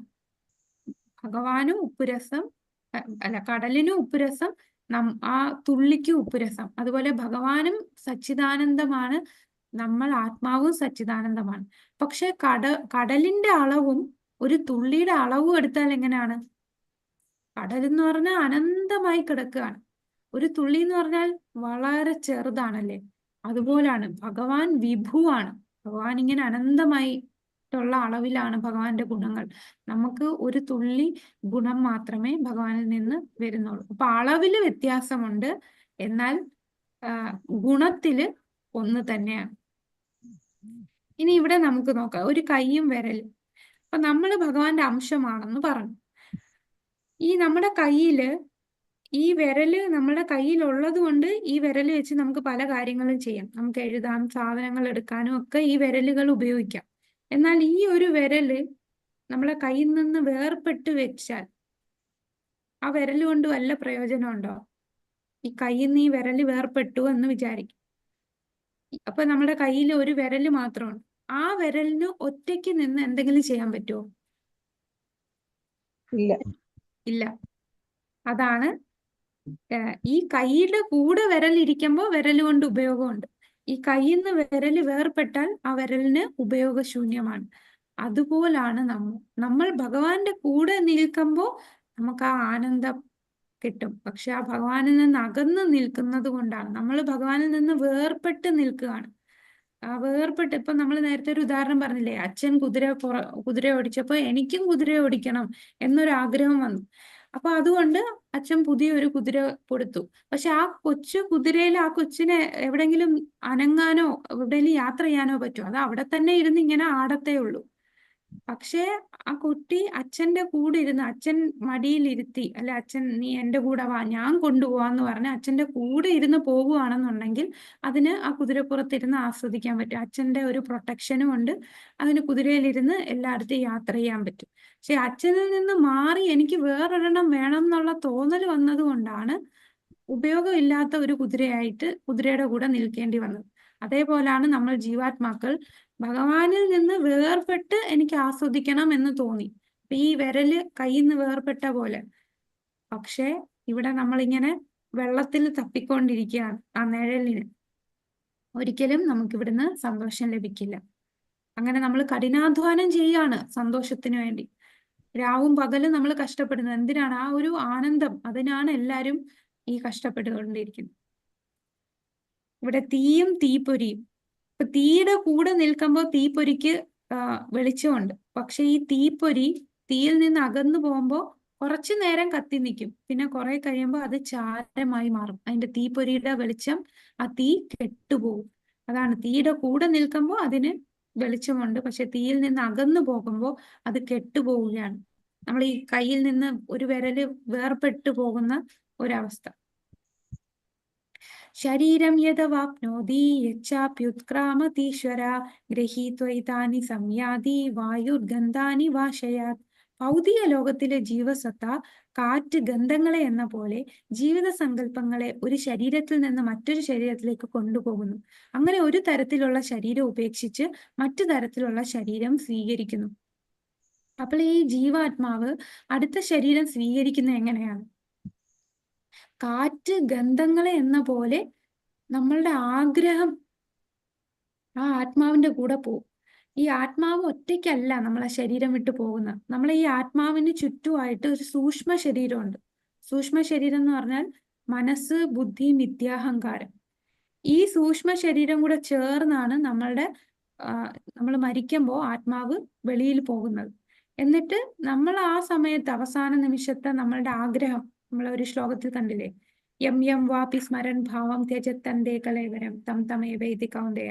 അതായത് മരണസമയത്ത് എന്താണോ നമ്മൾ ആഗ്രഹിക്കുന്നത് അതനുസരിച്ച്, പിന്നെ നമ്മളുടെ ആ ജീവിതത്തിൽ ചെയ്ത കർമ്മഫലം അതൊക്കെ അനുസരിച്ചാണ് നമുക്ക് അടുത്ത ഒരു ശരീരത്തിൽ കടക്കുന്നത്. അപ്പം ചില ആൾക്കാര് അമേരിക്കയിൽ പോണം ഭയങ്കരമായിട്ട്, എനിക്ക് ഇന്ത്യയിൽ ജനിക്കണ്ടായിരുന്നു, എനിക്ക് അമേരിക്കക്കാരനായാൽ മതിയായിരുന്നു. എന്നിട്ട് അവര് ജീവിത സ്റ്റൈലും അവരുടെ ജീവിത രീതിയെല്ലാം അമേരിക്കൻസിനെ പോലെയാണ്, അവരെ ഇമിറ്റേറ്റ് ചെയ്തായിരിക്കും ജീവിക്കുന്നത്. അപ്പൊ അയാൾ ആഗ്രഹിക്കുന്നു എനിക്ക് അമേരിക്കയിൽ പോകാൻ, പക്ഷെ സാധിച്ചില്ല. അവസാനം ആ വ്യക്തി മരിക്കുമ്പോൾ ആ വാസന, ആത്മാവിന്റെ കൂടെ ആ വാസന വരും. എങ്ങനെയാണ്? കാറ്റ് ഗന്ധങ്ങളെ കൊണ്ടുപോകുന്ന പോലെ. അപ്പൊ കാറ്റിന് സ്വയമായിട്ട് ഗന്ധമൊന്നുമില്ല, പക്ഷെ എവിടെയോ നല്ലതും ചീത്തയായിട്ടുള്ള ഗന്ധം ഉണ്ടെങ്കിൽ കാറ്റ് പോകുമ്പോൾ അതിന്റെ കൂടെ പോകും. അതുപോലെ ഈ ആത്മാവ് വെളിയിൽ പോകുമ്പോൾ ആ ശരീരത്തിലിരുന്ന് നമുക്ക് പല വാസനകൾ വരും. ആ വാസന അനുസരിച്ച് നമ്മൾ വെളിയിൽ പോകും. അപ്പോ ഈ അമേരിക്കയിൽ പോകണം എന്ന് ആഗ്രഹിച്ച ആ വ്യക്തി മരണശേഷം ആ ആത്മാവ് എവിടെ പോയി ജനിക്കും? ആഗ്രഹിച്ച പ്രകാരം അമേരിക്കയിൽ പോയി ജനിക്കും. പക്ഷെ മനുഷ്യനായിട്ട് ജനിക്കണമെന്നൊരു ഗ്യാരണ്ടി ഇല്ല. ചിലപ്പോൾ അമേരിക്കയിലെ ഒരു പട്ടിയായിട്ടായിരിക്കും ജനിക്കുക. അത് നമ്മൾ ഈ ജന്മത്തിൽ ചെയ്യുന്ന കർമ്മം അനുസരിച്ച്. ആ വ്യക്തി അതുപോലെ ഒരു നായയുടെ സ്വഭാവത്തിന് യോജിച്ച രീതിയിലാണ് കർമ്മം ചെയ്തതെങ്കിൽ അമേരിക്കയിലെ ഒരു നായയായിട്ട് ജനിക്കും. അല്ല, മനുഷ്യനെ പോലെ കുറച്ച് സത്വഗുണം ഒക്കെ രജോ ഗുണത്തിലൊക്കെ വന്ന് കാണിച്ചിട്ടുണ്ടെങ്കിൽ ആ വ്യക്തി മനുഷ്യനായിട്ട് അമേരിക്കയിൽ ജനിക്കും. അപ്പൊ അതാണ് നമ്മളുടെ ഇവിടെ ഭഗവാൻ പറയുന്ന ഭൗതിക ലോകത്തില് ജീവസത്ത കാറ്റ് ഗന്ധങ്ങളെ എന്ന പോലെ ജീവിത സങ്കല്പങ്ങളെ, ആ സങ്കല്പം ഈ ഒരു ശരീരത്തിൽ നിന്ന് മറ്റൊന്നിലേക്ക് കൊണ്ടുപോവാണ്. അങ്ങനെ ഒരു തരത്തിലുള്ള ശരീരം ഉപേക്ഷിച്ച് മറ്റു തരത്തിലുള്ള ശരീരം സ്വീകരിക്കുന്നു. ശ്രോത്രം ചക്ഷുസ്പർശം നം ച രസനം ഘ്രാണമേവ ച അധിഷ്ഠായ മനശ്ചായം വിഷയാനുപസേവത്തെ. ഇപ്രകാരം മറ്റൊരു സ്ഥൂല ശരീരം കൈക്കൊള്ളുന്ന ജീവസത്ത മനസ്സിനിണങ്ങിയ 5 ഇന്ദ്രിയങ്ങൾ സ്വീകരിക്കുകയും അവയിലൂടെ ഒരു കൂട്ടം ഇന്ദ്രിയ വിഷയങ്ങളെ ആസ്വദിക്കുകയും ചെയ്യും. അതാണ് ഈ ആത്മാവ് പോകുമ്പോൾ ആ സൂക്ഷ്മ ശരീരം, ഈ സ്ഥൂല ശരീരം എന്ന് പറഞ്ഞാൽ നമ്മളുടെ ഇപ്പം നമുക്ക് കാണാൻ പറ്റുന്ന ഈ ശരീരം, നമ്മൾ മരിക്കുമ്പോൾ ഈ സ്ഥൂല ശരീരം നമ്മൾ കത്തിച്ചു കളയും. പിന്നെ ആത്മാവിന്റെ കൂടെ പോകുന്നത് ആ സൂക്ഷ്മ ശരീരമാണ്. ആ സൂക്ഷ്മ ശരീരം ആത്മാവിന്റെ കൂടെ പോകുന്നു, എന്നിട്ട് അടുത്ത സ്ഥൂല ശരീരം സ്വീകരിക്കുന്നു. എന്നിട്ട് ആ സ്ഥൂല ശരീരത്തിനകത്ത് എന്ത് കാണും? സ്ഥൂല ശരീരം എന്ന് പറഞ്ഞാൽ നമ്മുടെ ഈ കാണുന്ന ശരീരം, അതിനകത്ത് കണ്ണ്, മൂക്ക്, വായ, ത്വക്ക് എല്ലാത്തിനും ഉണ്ടല്ലോ, എല്ലാ ജീവിക്കും ഉണ്ട്. മൃഗമായാലും പക്ഷിയായാലും അതിനെല്ലാത്തിനും ഇതുപോലെ കണ്ണും മൂക്കും ത്വക്കും എല്ലാം ഇന്ദ്രിയങ്ങളുണ്ട്. ആ ഇന്ദ്രിയങ്ങൾ ആസ്വദിക്കും. എന്നിട്ട് ആ ശരീരത്തിലിരുന്ന് ഈ ജീവാത്മാവ് ഇന്ദ്രിയങ്ങളെ ആസ്വദിക്കുകയാണ്. ഉത്ക്രാമന്ത്രം സ്ഥിതം വാപി ഭുഞ്ജാനം വാ ഗുണാന്വിതം വിമൂഢാനാനു പശ്യന്തി ജ്ഞാനചക്ഷുഷഃ. ജീവാത്മാവ് എങ്ങനെ ഈ ശരീരം വിട്ടുപോകുന്നു എന്നോ ഗുണങ്ങളുടെ ആകർഷണത്തിന് വഴിപ്പെട്ട ഏത് തരം ശരീരത്തെയാണ് സ്വീകരിച്ച് അനുഭവിക്കുന്നതെന്നോ മൂഢന്മാർക്ക് അറിയാൻ വയ്യ. ജ്ഞാനത്തിന്റെ അകക്കണ്ണ് തെളിഞ്ഞവർക്ക് ഇതെല്ലാം പ്രത്യക്ഷമാണ്. നമ്മളെ സമൂഹത്തിലെ 99.9% ആൾക്കാർക്കും ഇതേക്കുറിച്ച് അറിയില്ല. മറ്റൊരു ജന്മമുണ്ടെന്ന് പോലും വിശ്വസിക്കാത്തവരാണ്. അവര് മനസ്സിലാക്കുന്നില്ല ഈ ജീവാത്മാവ് ഈ ശരീരം വിട്ട് നമ്മളുടെ ഗുണമനുസരിച്ച്, പ്രകൃതിയുടെ ത്രിഗുണങ്ങളുടെ ആയിട്ടുള്ള ബന്ധം അനുസരിച്ച് മറ്റൊരു ശരീരം സ്വീകരിക്കുന്നു, അതനുഭവിക്കുന്നു. മൂഢന്മാർക്ക് അറിയുന്നില്ല. ജ്ഞാനത്തിന്റെ അകക്കണ്ണ് തെളിഞ്ഞവർക്ക് ഇത് പ്രത്യക്ഷമാണ്. യതന്തോ യോഗിനശ്ചൈനം പശ്യന്താത്മന്യമസ്ഥിതം യതന്തോ പ്രകൃതാത്മാനം നൈനം പശ്യന്ത ചേതസ. ആത്മസാക്ഷാത്കാരം ലഭിച്ച് എപ്പോഴും യത്നിച്ചുകൊണ്ടേയിരിക്കുന്ന അതീന്ദ്രിയവാദികൾക്ക് ഇതെല്ലാം വ്യക്തമായി കാണാൻ സാധിക്കും. അപ്പൊ ഈ ത്രിഗുണങ്ങൾക്ക് അതീതമായിട്ടുള്ള അതീന്ദ്രിയമായി വാദികൾക്ക് ഈ കാര്യങ്ങൾ അറിയാം. അവർക്ക് ആത്മസാക്ഷാത്കാരം ലഭിച്ച വ്യക്തികളാണ്. അതായത് താൻ ആത്മാവാണെന്ന് റിയലൈസ് ചെയ്ത ആൾക്കാരാണ്. അവർക്ക് ഈ കാര്യം മനസ്സിലാകും. മനോവികാസം പ്രാപിക്കാത്തവർക്കും ആത്മസാക്ഷാത്കാരം ലഭിക്കാത്തവർക്കും ശ്രമിച്ചാലും എന്താണ് സംഭവിക്കുന്നതെന്ന് കാണാൻ സാധിക്കില്ല. അപ്പൊ നമുക്കൊന്നും ഇപ്പം ആത്മസാക്ഷാത്കാരം ഇല്ല. പക്ഷെ നമുക്കിപ്പോ കേട്ട് തിയററ്റിക്കലി നമുക്ക് കാര്യം മനസ്സിലായി, ഭഗവാൻ പറഞ്ഞ ആ കാര്യങ്ങൾ. എന്നിട്ട് നമുക്കൊരു കുറച്ച് വിശ്വാസവും കൂടെ വേണം. വിശ്വാസവും ഭഗവാൻ പറഞ്ഞ കാര്യവും പിന്നെ ഭഗവത് ഭക്തന്മാരിലൂടെ ആത്മസാക്ഷാത്കാരം ലഭിച്ച വ്യക്തിയിലൂടെ നമ്മൾ കേൾക്കുമ്പോൾ അത് നമുക്കും അതേപോലെ എത്താൻ സാധിക്കും. ഇപ്പൊ പ്രഭുപാദർ ആത്മസാക്ഷാത്കാരം ലഭിച്ച ശുദ്ധ ഭക്തനാണ്, ഭഗവാന്റെ ഏറ്റവും പ്രിയപ്പെട്ട ഭക്തനാണ്. അപ്പൊ അദ്ദേഹത്തിന്റെ പുസ്തകമാണ് നമ്മളിപ്പോ വായിക്കുന്നത് അല്ലേ.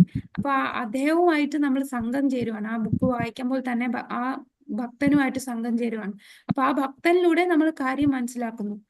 അങ്ങനെ മനസ്സിലാക്കി ആ ഭക്തൻ നമുക്കും ആത്മസാക്ഷാത്കാരം ലഭിക്കാൻ ചെയ്യേണ്ട കാര്യങ്ങൾ പറഞ്ഞു തന്നിട്ടുണ്ട്. എന്താണ്? നമ്മൾ നാമം ജപിക്കുക, ഹരേ കൃഷ്ണ മഹാമന്ത്രം ജപിക്കുക, ഭഗവാനെ കുറിച്ച് കേൾക്കുക, ശ്രവണം, ഭഗവാനെ കുറിച്ച് കീർത്തനം ചെയ്യുക. അങ്ങനെ കൂടുതൽ ഭഗവാനെ കുറിച്ചുള്ള ഈ പരമ്പരയിലൂടെയുള്ള ആധികാരിക സ്രോതസ്സിലൂടെ നമ്മൾ ശാസ്ത്രങ്ങൾ വായിക്കുക. അങ്ങനെ നമ്മൾ സാധന ചെയ്യുമ്പോൾ അതിനെ വൈദി സാധനാ ഭക്തി എന്ന് പറയും. സാധന ചെയ്യുമ്പോൾ നമ്മൾക്ക് ആ ലെവലിലേക്ക് എത്താൻ സാധിക്കും. യഥാദിത്യഗതം തേജോ ജഗത് ഭാസയതേഖിലം യച്ചന്ദ്രമസി യച്ചാഗ്നൗ തത്തേജോ വിദ്ധി മാമകം. പ്രപഞ്ചത്തിലെ അന്ധകാരം അത്രയും നീക്കി അതിനെ ശോഭമാനമാക്കുന്ന സൂര്യന്റെ തേജസ് എന്നിൽ നിന്നാണ് വരുന്നത്. ചന്ദ്രന്റെയും അഗ്നിയുടെയും തേജസ്സും എന്നിൽ നിന്ന് തന്നെ വരികയാണ്. അപ്പൊ നമ്മൾ ഈ ഭൗതിക ലോകത്ത് താമസിക്കുമ്പോൾ ഇവിടെ വേണ്ടുന്ന കാര്യങ്ങളെല്ലാം ഭഗവാൻ അറേഞ്ച് ചെയ്തിട്ടുണ്ട്. നമുക്ക് സൂര്യൻ ഇല്ലാതെ ഈ ലോകത്ത് കഴിയാൻ പറ്റുമോ? ചന്ദ്രൻ ഇല്ലാതെ പറ്റുമോ? നമ്മൾ വിചാരിക്കും ചന്ദ്രൻ ഉണ്ടെങ്കിൽ എന്ത് പ്രയോജനം, ചന്ദ്രൻ ഇല്ലെങ്കിലും കുഴപ്പമില്ലല്ലോ, നമുക്ക് കറണ്ട് ഉണ്ട്, തീയുണ്ട്, പിന്നെ ചന്ദ്രന്റെ നിലാവൊക്കെ എന്തിനാണ്? പക്ഷെ ചന്ദ്രന്റെ നിലാവിനുള്ള എന്തിനാണെന്ന് ഭഗവാൻ ഇനി പറയുന്നുണ്ട്. സൂര്യൻ ഉണ്ടെങ്കിലേ നമുക്ക് ജീവജാലങ്ങൾക്ക് നിലനിൽപ്പുള്ളൂ. ഒരു ചെടികളൊക്കെ വളരണമെങ്കിൽ സൂര്യൻ വേണം. ഫോട്ടോസിന്തസിസ് നടക്കണം. ഇതൊക്കെ ഉണ്ടെങ്കിലേ നമുക്ക് ശ്വസിക്കാനുള്ള വായു കിട്ടണമെങ്കിലും ഇതെല്ലാ പ്രോസസ്സും നടക്കണം. അതിന് സൂര്യൻ വേണം. അപ്പൊ ആ സൂര്യനുള്ള ശോഭ കൊടുക്കുന്നത് ആരാണ്? അതാണ് ഭഗവാൻ പറയുന്ന ഈ പ്രപഞ്ചത്തിലെ അന്ധകാരം മാറ്റി അതിനെ ശോഭമാനമാക്കുന്ന സൂര്യന്റെ തേജസ് എന്നിൽ നിന്നാണ് വരുന്നത്. ആ സൂര്യനിലുള്ള പ്രകാശം അത് ഭഗവാനിൽ നിന്നാണ്. ശരിക്കും ആ പ്രകാശം ബ്രഹ്മജ്യോതിയുടെ റിഫ്ലക്ഷൻ ആണ് സൂര്യദേവന് കിട്ടുന്നത്. ആ ബ്രഹ്മജ്യോതി എവിടെ നിന്നാണ് വരുന്നത്? 14-ാമത്തെ അധ്യായത്തിൽ ഒരു ശ്ലോകത്തിൽ ഭഗവാൻ പറയുന്നുണ്ട്, ബ്രഹ്മണോ ഹി പ്രതിഷ്ഠാഹം, എന്നിൽ നിന്നാണ് ഈ ബ്രഹ്മജ്യോതി ഉണ്ടാകുന്നതെന്ന് ഭഗവാൻ പറയുന്നുണ്ട്. അപ്പൊ എല്ലാത്തിന്റെ ഉറവിടം പരമപുരുഷനായിട്ടുള്ള ഭഗവാനാണ്. അപ്പൊ സൂര്യന് വെളിച്ചം കൊടുക്കുന്നു. ആ സൂര്യന് വെളിച്ചം ഉള്ളത് കൊണ്ടാണ് നമുക്ക് പകല് ഉണ്ടാകുന്നതും നമുക്ക് ചൂട് കിട്ടുന്നതും പിന്നെ നമുക്ക് സസ്യങ്ങളെല്ലാം കിട്ടുന്നതും നമ്മൾ നിലനിൽക്കുന്നതെല്ലാം സൂര്യനുള്ളതും സൂര്യന്റെ വെളിച്ചം. ഇനി ചന്ദ്രന്റെ ഉപയോഗം എന്ന് പറഞ്ഞാൽ ഈ രാത്രിയിൽ ചന്ദ്രന്റെ നിലാവുള്ളത് കൊണ്ടാണ് ഈ വെജിറ്റബിൾസിനും ഫ്രൂട്ട്സിനും ഒക്കെ അതിന്റെ രസം, ആ രുചി വരുന്നത്. അത് വേദങ്ങളിൽ പറയുന്നതാണ്. അതിനുള്ള രുചി കിട്ടുന്നത് ചന്ദ്രന്റെ വെളിച്ചം കൊണ്ടാണ്. പിന്നെ അഗ്നി, ഭഗവാൻ നമ്മളുടെ ഉള്ളിൽ അഗ്നിയായിട്ട് ജഠരാഗ്നിയായിട്ട് നമുക്ക് ഡൈജഷൻ നടക്കുന്നു. നമ്മൾ ആഹാരം കഴിക്കുമ്പോൾ നമ്മൾ അറിയുന്നുണ്ടോ ഡൈജഷൻ? നമ്മൾ എന്തെങ്കിലും ചെയ്താണോ ഡൈജസ്റ്റ് ചെയ്യുന്നത്? ശരീരത്തിൽ അത് ഓട്ടോമാറ്റിക് ആയിട്ട് അങ്ങ് നടക്കുകയാണ്. അപ്പൊ നമ്മുടെ ഉള്ളില് ആഹാരം കഴിക്കുമ്പോൾ അത് വയറ്റില് ഒരു ആസിഡ് വരും. ആസിഡ് വന്നാണ് അത് ദഹിപ്പിക്കുന്നത്. ആ അഗ്നി അത് ഞാനാണ് എന്ന് ഭഗവാൻ പറയുന്നു. ഗാമാവിശ്യജ ഭൂതാനി ധാരയാമ്യഹമോജസാ ഉഷ്ണാമി ച ഔഷധി സർവ സോമോ ഭൂത്വാരസാത്മക. ഞാൻ ഓരോ ഗ്രഹത്തിലും ഉൾപൂകി അവയെ എന്റെ ശക്തി കൊണ്ട് ഭ്രമണപഥത്തിൽ നിലനിർത്തുന്നു. ഞാൻ തന്നെ ചന്ദ്രനായി തീർന്ന് എല്ലാ സസ്യങ്ങൾക്കും ജീവരസം പകരുന്നു. അതാണ് സസ്യങ്ങൾക്കുള്ള രസം, സസ്യങ്ങൾക്കുള്ള ആ ടേസ്റ്റ് നമുക്ക് തരുന്നത്. നമുക്ക് ടേസ്റ്റ് ഇല്ലെങ്കിൽ ഈ ഫ്രൂട്ട്സ് ഒന്നും കഴിക്കാനേ നമുക്ക് തോന്നത്തില്ല. അതിനുള്ള ആ രസം കൊടുക്കുന്നത് ചന്ദ്രനായിട്ടാണ്. ആ ചന്ദ്രനിൽ നിന്നാണ് കിട്ടുന്നത്. കൂടാതെ നമ്മള് ഫിസിക്സിൽ പല കാര്യങ്ങൾ പറയും, ഈ പ്ലാനറ്റ്സ് എല്ലാം അവിടെ തന്നെ നിൽക്കുന്നത്. ഭഗവാൻ ഇവിടെ പറയുന്നു, എന്റെ ശക്തി കൊണ്ടാണ് ഈ ഗ്രഹങ്ങളെല്ലാം അവിടെ തന്നെ നിലനിൽക്കുന്നത്. എത്ര നമ്മൾ ചിന്തിച്ചു നോക്കും, ഈ ഭൂമി കറക്റ്റ് ആയിട്ട് കറങ്ങുന്നു. ഭൂമി ഒരുപാട് സ്പീഡിലോ ഒരുപാട് സ്ലോയിലോ കറങ്ങിയാൽ നമുക്കിവിടെ നിൽക്കാൻ സാധിക്കില്ല. അപ്പൊ എല്ലാത്തിനും നമുക്കിവിടെ താമസിക്കാനുള്ള എല്ലാ കാര്യങ്ങളും ഭഗവാൻ അറേഞ്ച് ചെയ്ത് തന്നിരിക്കുകയാണ്. ഇതെല്ലാം നിലനിർത്തുന്നതും അതിന്റെ ഭ്രമണം, അതിന്റെ ഓർബിറ്റിൽ ഇത് കറങ്ങുന്നതും റൊട്ടേറ്റ് ചെയ്യുന്നതും എല്ലാം നിലനിർത്തുന്നത് ഞാനാണെന്ന് ഭഗവാൻ പറയുന്നു. അഹം വൈശ്വാനരോ ഭൂത്വാ പ്രാണിനാം ദേഹമാശ്രിത പ്രാണാപാന സമായുക്ത പച്ചാമ്യന്നം ചതുർവിധം. സകല ജീവികളിലെയും ദഹനാഗ്നി ഞാനാണ്. ഉണ്ടോ? നമുക്ക് വയറ്റില് ആഹാരം കഴിച്ചാൽ അവിടെ ദഹിപ്പിക്കുന്ന അഗ്നി അത് ഞാനാണെന്ന് ഭഗവാൻ പറയുന്നു. അപ്പൊ ചിലപ്പോ നമ്മൾ ആഹാരം കഴിക്കുമ്പോൾ ദഹിക്കത്തില്ല. അപ്പൊ നമുക്ക് എന്തെങ്കിലും ഇട്ട് ഇളക്കി നമുക്ക് ദഹിപ്പിക്കാൻ പറ്റുമോ? അപ്പൊ ഇതെല്ലാം ചെയ്യുന്നത് ഭഗവാനാണ്. പിന്നെ നമ്മൾ വേറെ എക്സ്റ്റേണൽ ആയിട്ട് വല്ല മരുന്നും കഴിപ്പിച്ച് ദഹിപ്പിക്കേണ്ടി വരും. ഉൾക്കൊള്ളുന്നതും പുറത്തു തള്ളുന്നതുമായ പ്രാണവായുവിനോട് ചേർന്ന് ഞാൻ 4 വിധത്തിലുള്ള ആഹാരങ്ങളെയും ദഹിപ്പിക്കുന്നു. 4 വിധത്തിൽ എന്ന് പറഞ്ഞാൽ നമ്മൾ കുടിക്കുന്നത്, ചവച്ചരയ്ക്കുന്നത്, കുറച്ച് ഫ്ലൂയിഡായിട്ട് എന്താണ് കട്ടിയായിട്ടുള്ളത്, വെള്ളമായിട്ടുള്ളത്, പിന്നെ ദ്രാവക രൂപത്തിലുള്ളത്, അങ്ങനെ ഉള്ള പല ആഹാര വസ്തുക്കൾ നമ്മൾ കഴിക്കുന്നു. ഇവയെല്ലാം ഉള്ളിലേക്ക് കടത്തുന്നതും അതിനെ പുറത്ത് തള്ളുന്നതും പ്രാണവായുവിനോട് ചേർന്ന് ദഹിപ്പിക്കുന്നതും ഇതെല്ലാം ഞാൻ തന്നെയാണെന്ന് ഭഗവാൻ പറയും. ഇതാണ് പ്രധാനപ്പെട്ട ശ്ലോകം. നമ്മള് ഒരുപാട് ചില വേദ പണ്ഡിതന്മാരൊക്കെ കാണും. വേദങ്ങൾ 4 വേദങ്ങളും അരച്ച് കലക്കി കുടിച്ച് അവർക്ക് വേദങ്ങളെല്ലാം അറിയാം. പക്ഷെ അവരോടത്ത് ആരാണ് പരമദിവ്യോത്തമ പുരുഷൻ എന്ന് ചോദിച്ചാൽ, ആരാണ് ഈശ്വരൻ എന്ന് ചോദിച്ചാൽ, നമുക്ക് എല്ലാവരും ഒരുപാട് ഈശ്വരന്മാരുണ്ട്. നിങ്ങൾക്ക് ഏത് ഈശ്വരനെയാണ് ഇഷ്ടം? അവരാണ് ഈശ്വരൻ. നമ്മളെല്ലാവരും ഒരേ സ്ഥലത്തെത്തും. എല്ലാവരും അവസാനം ബ്രഹ്മത്തിൽ വരാനുള്ളതല്ലേ, ഇങ്ങനെ പറയും. പക്ഷെ ഭഗവാൻ ഈ ഒരു ശ്ലോകത്തിൽ പറയുന്നുണ്ട്, നമ്മൾ ഈ വേദം പഠിക്കുന്ന എന്തിനാണ്? വേദത്തിന്റെ അന്ത്യം, വേദാന്തമായിട്ട് നമ്മൾ മനസ്സിലാക്കേണ്ട എന്താണെന്ന് പറയുന്നത്. സർവസ്യ ചാഹം ഹൃദി സന്നിവിഷ്ടോ മത്ത സ്മൃതി ജ്ഞാനമപോഹനം ച വേദൈശ്ച സർവൈരഹമേവ വേദ്യോ വേദാന്തകൃത് വേദവിദേവ ചാഹം. സർവജീവികളുടെയും ഹൃദയത്തിൽ ഞാൻ വാഴുന്നു. എല്ലാവരുടെയും ഹൃദയത്തിൽ പരമാത്മാവായിട്ട് വാഴുന്നു. മത്ത സ്മൃതി ജ്ഞാന ബോധനം ച. നമുക്ക് ഓർമ്മയും മറവിയും ജ്ഞാനവും ഉണ്ടാകുന്നത് ഭഗവാനിൽ നിന്നാണ്. അല്ലെ, നമുക്ക് പല കാര്യങ്ങളും ഓർമ്മയില്ല. നമ്മൾ പലരും മറന്നുപോകും.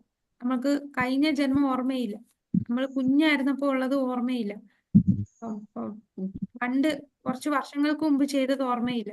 ഇന്നലെ ചെയ്ത പല കാര്യങ്ങളും നമ്മൾ ഓർക്കുന്നില്ല. അപ്പൊ ഈ മറവി തരുന്നത് ഞാനാണ്. നമുക്ക് ഓർമ്മ, ചില കാര്യങ്ങൾ ഓർമ്മ കാണും. നമ്മൾ കൊച്ചിലെ ചെയ്ത ചില കാര്യങ്ങളൊക്കെ നമുക്ക് നല്ല ഓർമ്മ കാണും. ആ ഓർമ്മ തരുന്നത് ഞാനാണ്. നിങ്ങൾക്ക് ജ്ഞാനം തരുന്നതും നമുക്കൊരു അറിവ് തരുന്നതും അതും ഞാനാണെന്ന്, എന്നിൽ നിന്നാണെന്ന് ഭഗവാൻ പറയുന്നു. അപ്പം എല്ലാ ജീവികളുടെ ഹൃദയത്തിൽ ഞാൻ സ്ഥിതി ചെയ്യുന്നു. അവർക്ക് മറവിയും ഓർമ്മയും ജ്ഞാനവും എന്നിൽ നിന്നാണ് ഉളവാകുന്നത്. വേദേശ സർവേർ അഹമേവ വേദ്യോ. എല്ലാ വേദങ്ങളിലൂടെയും അറിയേണ്ടത് എന്നെ തന്നെ. അപ്പൊ വേദാന്തം ആരാണ് ഈശ്വരൻ എന്ന് ചോദിച്ചാൽ അത് ഭഗവാനാണ്. ഭഗവാനെയാണ് ഈ വേദങ്ങൾ പഠിക്കുന്നത്. എന്തിനാണ്? ഭഗവാനെ മനസ്സിലാക്കാനാണ്. അതാണ് വേദാന്തം. വേദത്തിന്റെ അന്ത്യമായിട്ട് നമ്മുടെ വ്യാസദേവൻ വേദങ്ങൾ രചിച്ചു. വേദവ്യാസൻ ഭഗവാന്റെ തന്നെ ശക്തി ആവേശ അവതാരമാണ് വേദവ്യാസൻ. ആ വേദവ്യാസൻ ഭഗവാന്റെ അവതാരമായിട്ട് വേദങ്ങൾ രചിച്ചു. അപ്പൊ ആ വേദാന്തം ഉണ്ടാക്കിയതും വേദങ്ങളെ അറിയുന്നതും ഞാനാണ്. അപ്പൊ വേദം ഉണ്ടാക്കിയത് ഭഗവാൻ തന്നെ വ്യാസദേവനായിട്ട് വന്ന് വേദം നമുക്ക് തന്നു. വേദങ്ങളെ അറിയേണ്ടത് ഭഗവാനെയാണ്. അപ്പൊ വേദവ്യാസൻ ഈ 4 വേദങ്ങൾ ആദ്യം രചിച്ചു. അതെഴുതിയതിനു ശേഷമാണ് അദ്ദേഹം പിന്നെ പുരാണങ്ങള്, ഇതിഹാസങ്ങള് ഇതെല്ലാം രചിച്ചു.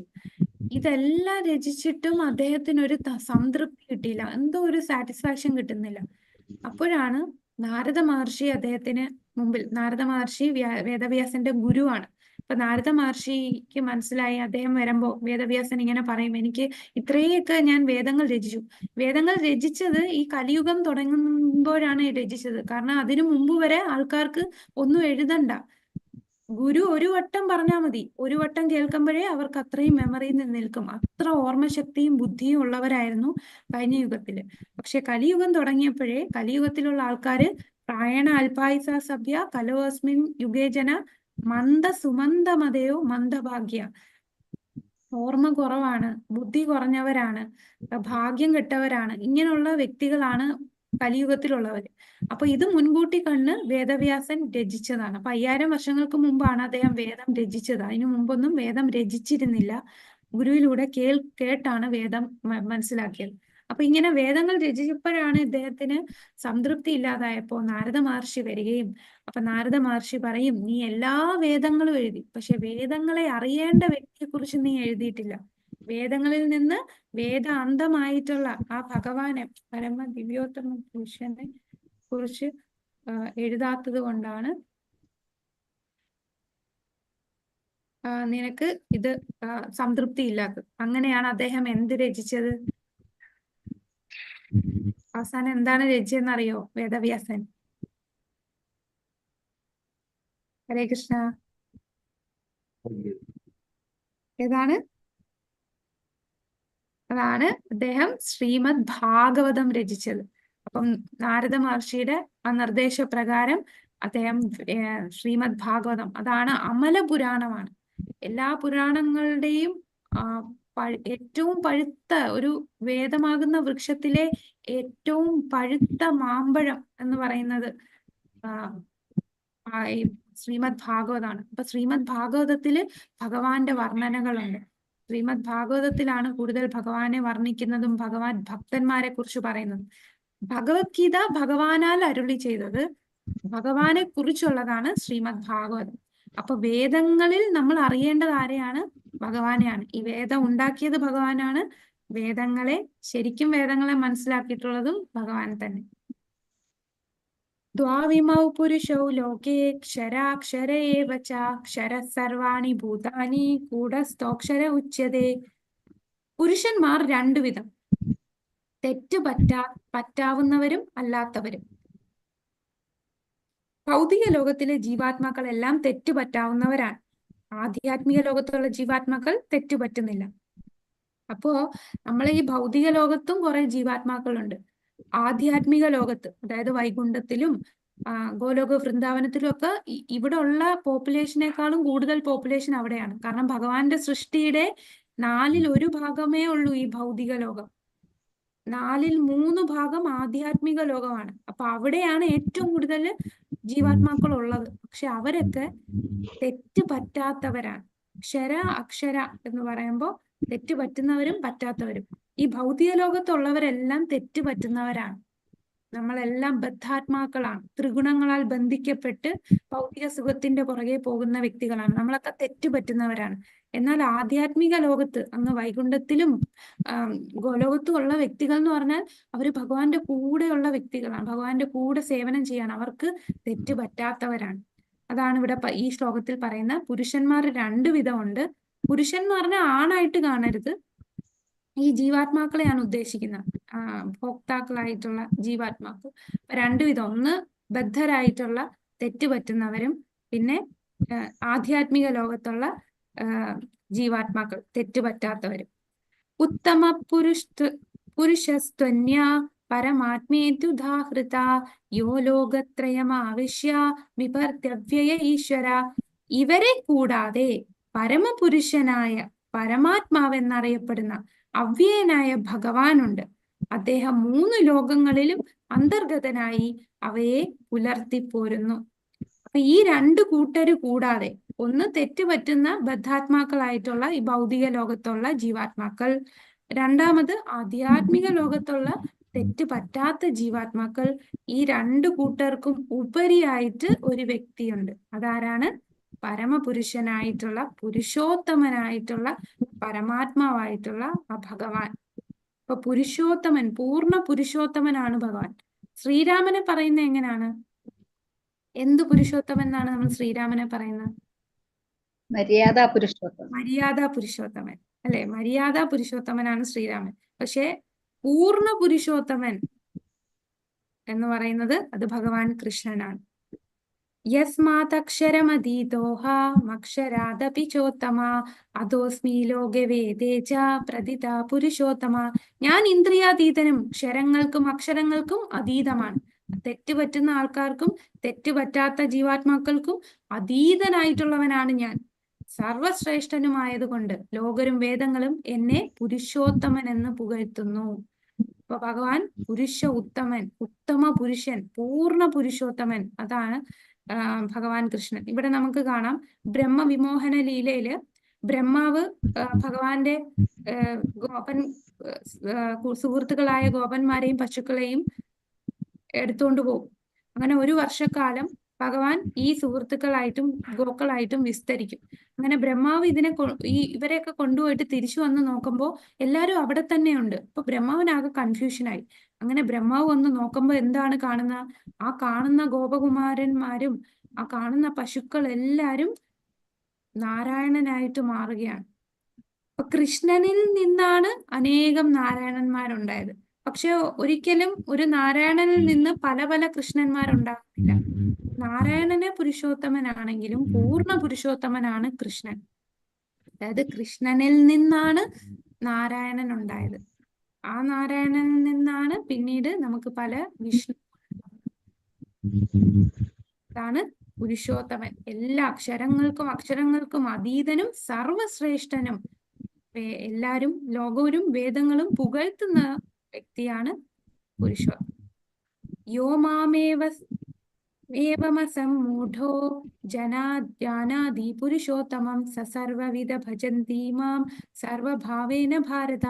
എന്നെ പരമദിവ്യോത്തമ പുരുഷനായ ഭഗവാൻ എന്ന് നിസ്സംശയം അറിയുന്നവർ എല്ലാം അറിയുന്നവരാണ്. ഹേ ഭാരത, അതുകൊണ്ട് അവർ എന്റെ ഭക്തിയുത സേവനത്തിൽ പൂർണ്ണമായി മുഴുകിയിരിക്കുന്നു. അപ്പൊ ഭഗവാന്റെ സേവനത്തിൽ മുഴുകിയിരിക്കുന്നവർ ആരാണ്? പരമദിവ്യോത്തമ പുരുഷൻ ഭഗവാനാണെന്ന് നിസ്സംശയം, ഒരു സംശയം കൂടാതെ അവർക്കറിയാം. കൺഫ്യൂഷൻ വരുന്നവരാണ്. ഒരുപാട് ദേവീദേവന്മാരെ ആരാധിക്കുമ്പോഴാണ് അവർക്ക് പരമപുരുഷനായിട്ട് അംഗീകരിക്കണമെന്നില്ല. അങ്ങനെയുള്ളവര് ഭക്തിയുത സേവനത്തിൽ മുഴുകില്ല. നിസ്സംശയം പരമദിവ്യോത്തമ പുരുഷൻ അത് ഭഗവാനാണെന്ന് അറിയുന്നവർ എന്റെ ഭക്തിയുത സേവനത്തിൽ മുഴുകുന്നു. ഇതി ഗുഹ്യതമം ശാസ്ത്രം ഇദമുക്തം മയാ നഖ ഏതദ് ബുദ്ധ്വാ ബുദ്ധിമാൻ സ്യാത് കൃതകൃത്യശ്ച ഭാരത.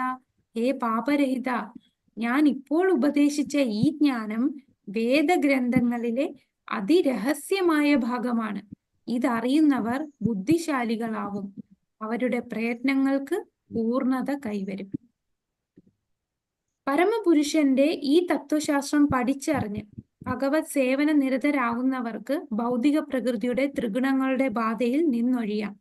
അപ്പൊ ത്രിഗുണങ്ങൾ ബന്ധിക്കാതിരിക്കണമെങ്കിൽ നമ്മൾ ഈ കാര്യം മനസ്സിലാക്കി ഭക്തിയുത സേവനം ചെയ്യുക. ആധ്യാത്മികമായ ഒരു ജ്ഞാനത്തിന്റെ പ്രക്രിയയാണ് ഭക്തിപൂർവമായ ഭഗവത് സേവനം. അത് നടത്തുന്നിടത്ത് ഭൗതിക മാലിന്യം നിലനിൽക്കുന്നില്ല. അപ്പൊ എന്തൊക്കെയാണ് നമ്മൾ ഭക്തിയുത സേവനം എന്ന് പറഞ്ഞാൽ നമ്മൾ എന്താ ചെയ്യേണ്ടത്? യുഗത്തില് നാമം ജപിക്കുക, ഹരേ കൃഷ്ണ മഹാമന്ത്രം ജപിക്കുക, ഭഗവാനെ കുറിച്ച് കേൾക്കുക. നമ്മൾ ഇപ്പം ചെയ്തുകൊണ്ടിരിക്കുന്നത് അതാണ്. ഭക്തി സേവനം, ഭക്തിയുത സേവനമാണ് നമ്മൾ ചെയ്യുന്നത്. നമ്മൾ ഭഗവാനെ കുറിച്ച് കേട്ടുകൊണ്ടിരിക്കുകയാണ്, നമ്മൾ ശ്രവിക്കുകയാണ്. അങ്ങനെ ചെയ്യുമ്പോൾ ഭൗതിക മാലിന്യം നിലനിൽക്കില്ല, നമ്മൾ ശുദ്ധീകരിക്കപ്പെടുകയാണ്. ഭഗവത് സേവനവും ഭഗവാനും ആധ്യാത്മികമായതുകൊണ്ട് ഒന്ന് തന്നെ. ഭഗവാന്റെ അന്തരംഗ ശക്തിയിലാണ് ഭക്തിയുത സേവനം നടക്കുന്നത്. ബുദ്ധിമാനും വിശുദ്ധനുമായവൻ ആവാനായി ഏതൊരാളും കൃഷ്ണാവബോധം ഉൾക്കൊള്ളുകയും ഭഗവത് സേവനം അനുഷ്ഠിക്കുകയും വേണം. കൃഷ്ണനെ മനസ്സിലാക്കി ഭക്തിയുത സേവനത്തിൽ ഏർപ്പെടാത്തിടത്തോളം കാലം സാമാന്യ ദൃഷ്ടിയിൽ ബുദ്ധിമാനായിരുന്നാലും അയാളെ ആ നിലയ്ക്ക് അംഗീകരിക്കാൻ വയ്യ. അല്ലെ, സാധാരണ ഒരുപാട് ആൾക്കാർ പുകഴ്ത്തുന്ന എത്ര നല്ല വ്യക്തിയാണ്, എത്ര ഒരുപാട് സഹായം ചെയ്യുന്ന ഒരാളാണ്, അയാളെ കണ്ടുപിടിക്കണം, അങ്ങനെ ആകണം എന്നൊക്കെ പല ആൾക്കാരും പലരെയും പുകഴ്ത്തി സംസാരിക്കും. ആ ഒരു വലിയ ബുദ്ധിമാനായിരിക്കും, എല്ലാവരോടും നല്ല രീതിയിൽ പെരുമാറുന്നതായിരിക്കും, എല്ലാരെയും പ്ലീസ് ചെയ്യുന്ന ആളായിരിക്കും. പക്ഷെ അദ്ദേഹം നാമം ജപിക്കുന്നില്ല, പരമപുരുഷൻ ഭഗവാനാണെന്ന് അറിയുന്നില്ല എന്നുണ്ടെങ്കിൽ ആ വ്യക്തിയെ ഈ നിലയിൽ കാണാൻ അംഗീകരിക്കില്ല. അതാണ് പറയുന്നത്. നമ്മൾ എത്ര നല്ലത്, അതൊക്കെ നമ്മൾ നല്ലതെന്ന് പറയുന്നത് എന്താണ്? നമ്മളുടെ ഇന്ദ്രിയ സംതൃപ്തി വെച്ചിട്ടാണ് നമ്മൾ ഒരാളെ വിലയിരുത്തുന്നത്. ഒരു ഉത്തമ വ്യക്തി എന്ന് പറയുന്നത് ആ വ്യക്തി വിശുദ്ധനാണ് എന്നുണ്ടെങ്കിൽ, ബുദ്ധിമാനും വിശുദ്ധനാണെന്നുണ്ടെങ്കിൽ ആ വ്യക്തി ഭഗവാനെ മനസ്സിലാക്കി ഭക്തിയുത സേവനം ചെയ്യും. അത് അനുഷ്ഠിക്കുന്നവനാണ് ബുദ്ധിമാനും വിശുദ്ധനും. അല്ലാതെ സാധാരണ ജനങ്ങളുടെ കണ്ണിലുള്ള നല്ല വ്യക്തി, നല്ല മനുഷ്യൻ അതല്ല. അതാണ് ഇവിടെ ശാസ്ത്രങ്ങൾ ഭഗവാനും നമുക്ക് പറഞ്ഞു തരുന്നത്. പരമപുരുഷനെ മനസ്സിലാക്കുകയും അദ്ദേഹത്തിൽ ഭക്തിയുത സേവനം ചെയ്യുകയും വേണം. അങ്ങനെയുള്ളവരാണ് ഏറ്റവും ഉത്തിഷ്ഠനായിട്ടുള്ള, ഭഗവാന്റെ അടുത്ത് പോകാൻ അധികാരമുള്ള വ്യക്തികൾ. ഹരേ കൃഷ്ണ. അപ്പൊ ഇവിടെ എന്താണ് കാണുന്നത്? ഇത് ഏത് ലീലയാണ്? കുചേലൻ. കുചേലനാണല്ലേ. അപ്പൊ കുചേലനും ഭഗവാനോടുള്ള ഭക്തി. കുചേലൻ ഇവിടെ ഭഗവാനെ കാണാൻ വരുമ്പോ കുചേലന്റെ ഭാര്യയുടെ നിർബന്ധപ്രകാരമാണ് അദ്ദേഹം വരുന്നത്. എത്ര ദരിദ്രനാണെങ്കിൽ പോലും അദ്ദേഹം തനിക്ക് സമ്പത്ത് വേണമെന്ന് ചോദിക്കാൻ വന്നതല്ല. ഭഗവാനോടുള്ള അത്രയും സ്നേഹവും ഭക്തിയും കൊണ്ടുവരികയാണ്. ഭഗവാൻ എങ്ങനെയാണ് അദ്ദേഹത്തെ സ്വീകരിച്ചതെന്ന് നമുക്കറിയാല്ലേ. ആ രാജാവായിട്ടുള്ള ഭഗവാൻ കൃഷ്ണൻ ഈ കുചേലന്റെ കാൽക്കൽ കഴുകുകയാണ്. എന്നിട്ട് അദ്ദേഹം ഇങ്ങനെ കശത്തുകൊണ്ട് വരുന്ന ആ അവല്, കല്ലും നെല്ലും ഒക്കെ ഉള്ള ആ അവല് അദ്ദേഹം അത്രയും പൂർണ്ണമായിട്ട് അത് സ്വീകരിക്കുകയാണ്. അതല്ലേ ഭഗവാന് എന്താണ് സ്വീകരിക്കുന്നത്? നമ്മൾ വലിയ വിഭവസമൃദ്ധമായ ആഹാരം വിളമ്പി വെക്കുന്നതില്ല, നമ്മളുടെ ഭാവമാണ് നോക്കുന്നത്. നമുക്ക് അദ്ദേഹത്തിനോടുള്ള ഭക്തി, ഭക്തിയാമാം അഭിജാനാതി. ഭഗവാൻ ഇനി 18ാമത്തെ അധ്യായത്തിൽ പറയും, ഭക്തി കൊണ്ട് മാത്രമേ എന്നിലെത്താൻ സാധിക്കുള്ളൂ. അപ്പൊ ആ ഭക്തിയാണ് ഭഗവാൻ നോക്കുന്നത്. വിതുരരുടെ ഭാര്യയുടെ കാര്യം പറഞ്ഞല്ലേ. ഭഗവാൻ അവിടെ ദുര്യോധനനും ഭഗവാനെ കഴിക്കാനായിട്ട് വിളിച്ചു. പിന്നെ അവിടെ നല്ലൊരു ഫീസ്റ്റ്, വലിയ വിഭവസമൃദ്ധമായിട്ടുള്ള ആഹാരം, സദ്യയൊക്കെ വിളമ്പി വെച്ചിട്ട് ഭഗവാൻ അത് സ്വീകരിച്ചില്ല. പക്ഷെ വിതുരരുടെ അടുത്താണ് ചെന്നത്. വിതുരരുടെ അടുത്ത് ചെന്നപ്പോ വിതുരയുടെ ഭാര്യ ഒന്നും ഉണ്ടാക്കിയില്ല, ഭഗവാൻ വരുമെന്ന് പ്രതീക്ഷിച്ചില്ല. അപ്പൊ ഒരു പഴം എടുത്തിട്ട് എന്താണ് കൊടുക്കുന്നത്? ഭഗവാനെ കണ്ട ആ ഒരു എക്സ്റ്റസിയില് പഴം കളഞ്ഞിട്ട് പഴത്തൊലിയാണ് കൊടുക്കുന്നത്. എന്നിട്ട് അത് ഭഗവാൻ സ്വീകരിച്ചു. ഭക്തി മാത്രമാണ് ഭഗവാൻ അദ്ദേഹത്തോടുള്ള സ്നേഹം. ഹരേ കൃഷ്ണ കൃഷ്ണ കൃഷ്ണ ഹരേ ഹരേ ഹരേ ഹരേ രാമ രാമ രാമ രാമ ഹരേ ഹരേ കൃഷ്ണ ഹരേ കൃഷ്ണ കൃഷ്ണ ഹരേ ഹരേ കൃഷ്ണ. അങ്ങനെ നമ്മള് പുരുഷോത്തമൻ ആരാന്ന് മനസ്സിലാക്കി. ഇനി 3 ദിവസം കൂടെ ഉള്ളൂ. 3 ദിവസം കൊണ്ട് നമ്മുടെ ഈ 18 അധ്യായം തീരും. Hare Krishna. Krishna. Thank you Mataji. Hare Krishna. Thank you Mataji. അപ്പൊ നമുക്ക് ഇന്നത്തെ ക്ലാസ് ഇവിടെ ചുരുക്കാം. വേറെ സംശയം എന്തെങ്കിലും ഇല്ല? ഓക്കെ. ഹരേ കൃഷ്ണ. വാഞ്ചാകൽപതരുഭ്യശ്ച കൃപാ സിന്ധുഭ്യ ഏവ ച പതിതാനാം പാവനേഭ്യോ വൈഷ്ണവേഭ്യോ നമോ നമഃ. അനന്തകോടി വൈഷ്ണവ വൃന്ദ की जय. श्रील प्रभुपाद की जय. गुरु महाराज की जय. गौर प्रेमानंदे हरि हरि बोल. हरे कृष्ण. बोल. राधे राधे. हरे कृष्ण.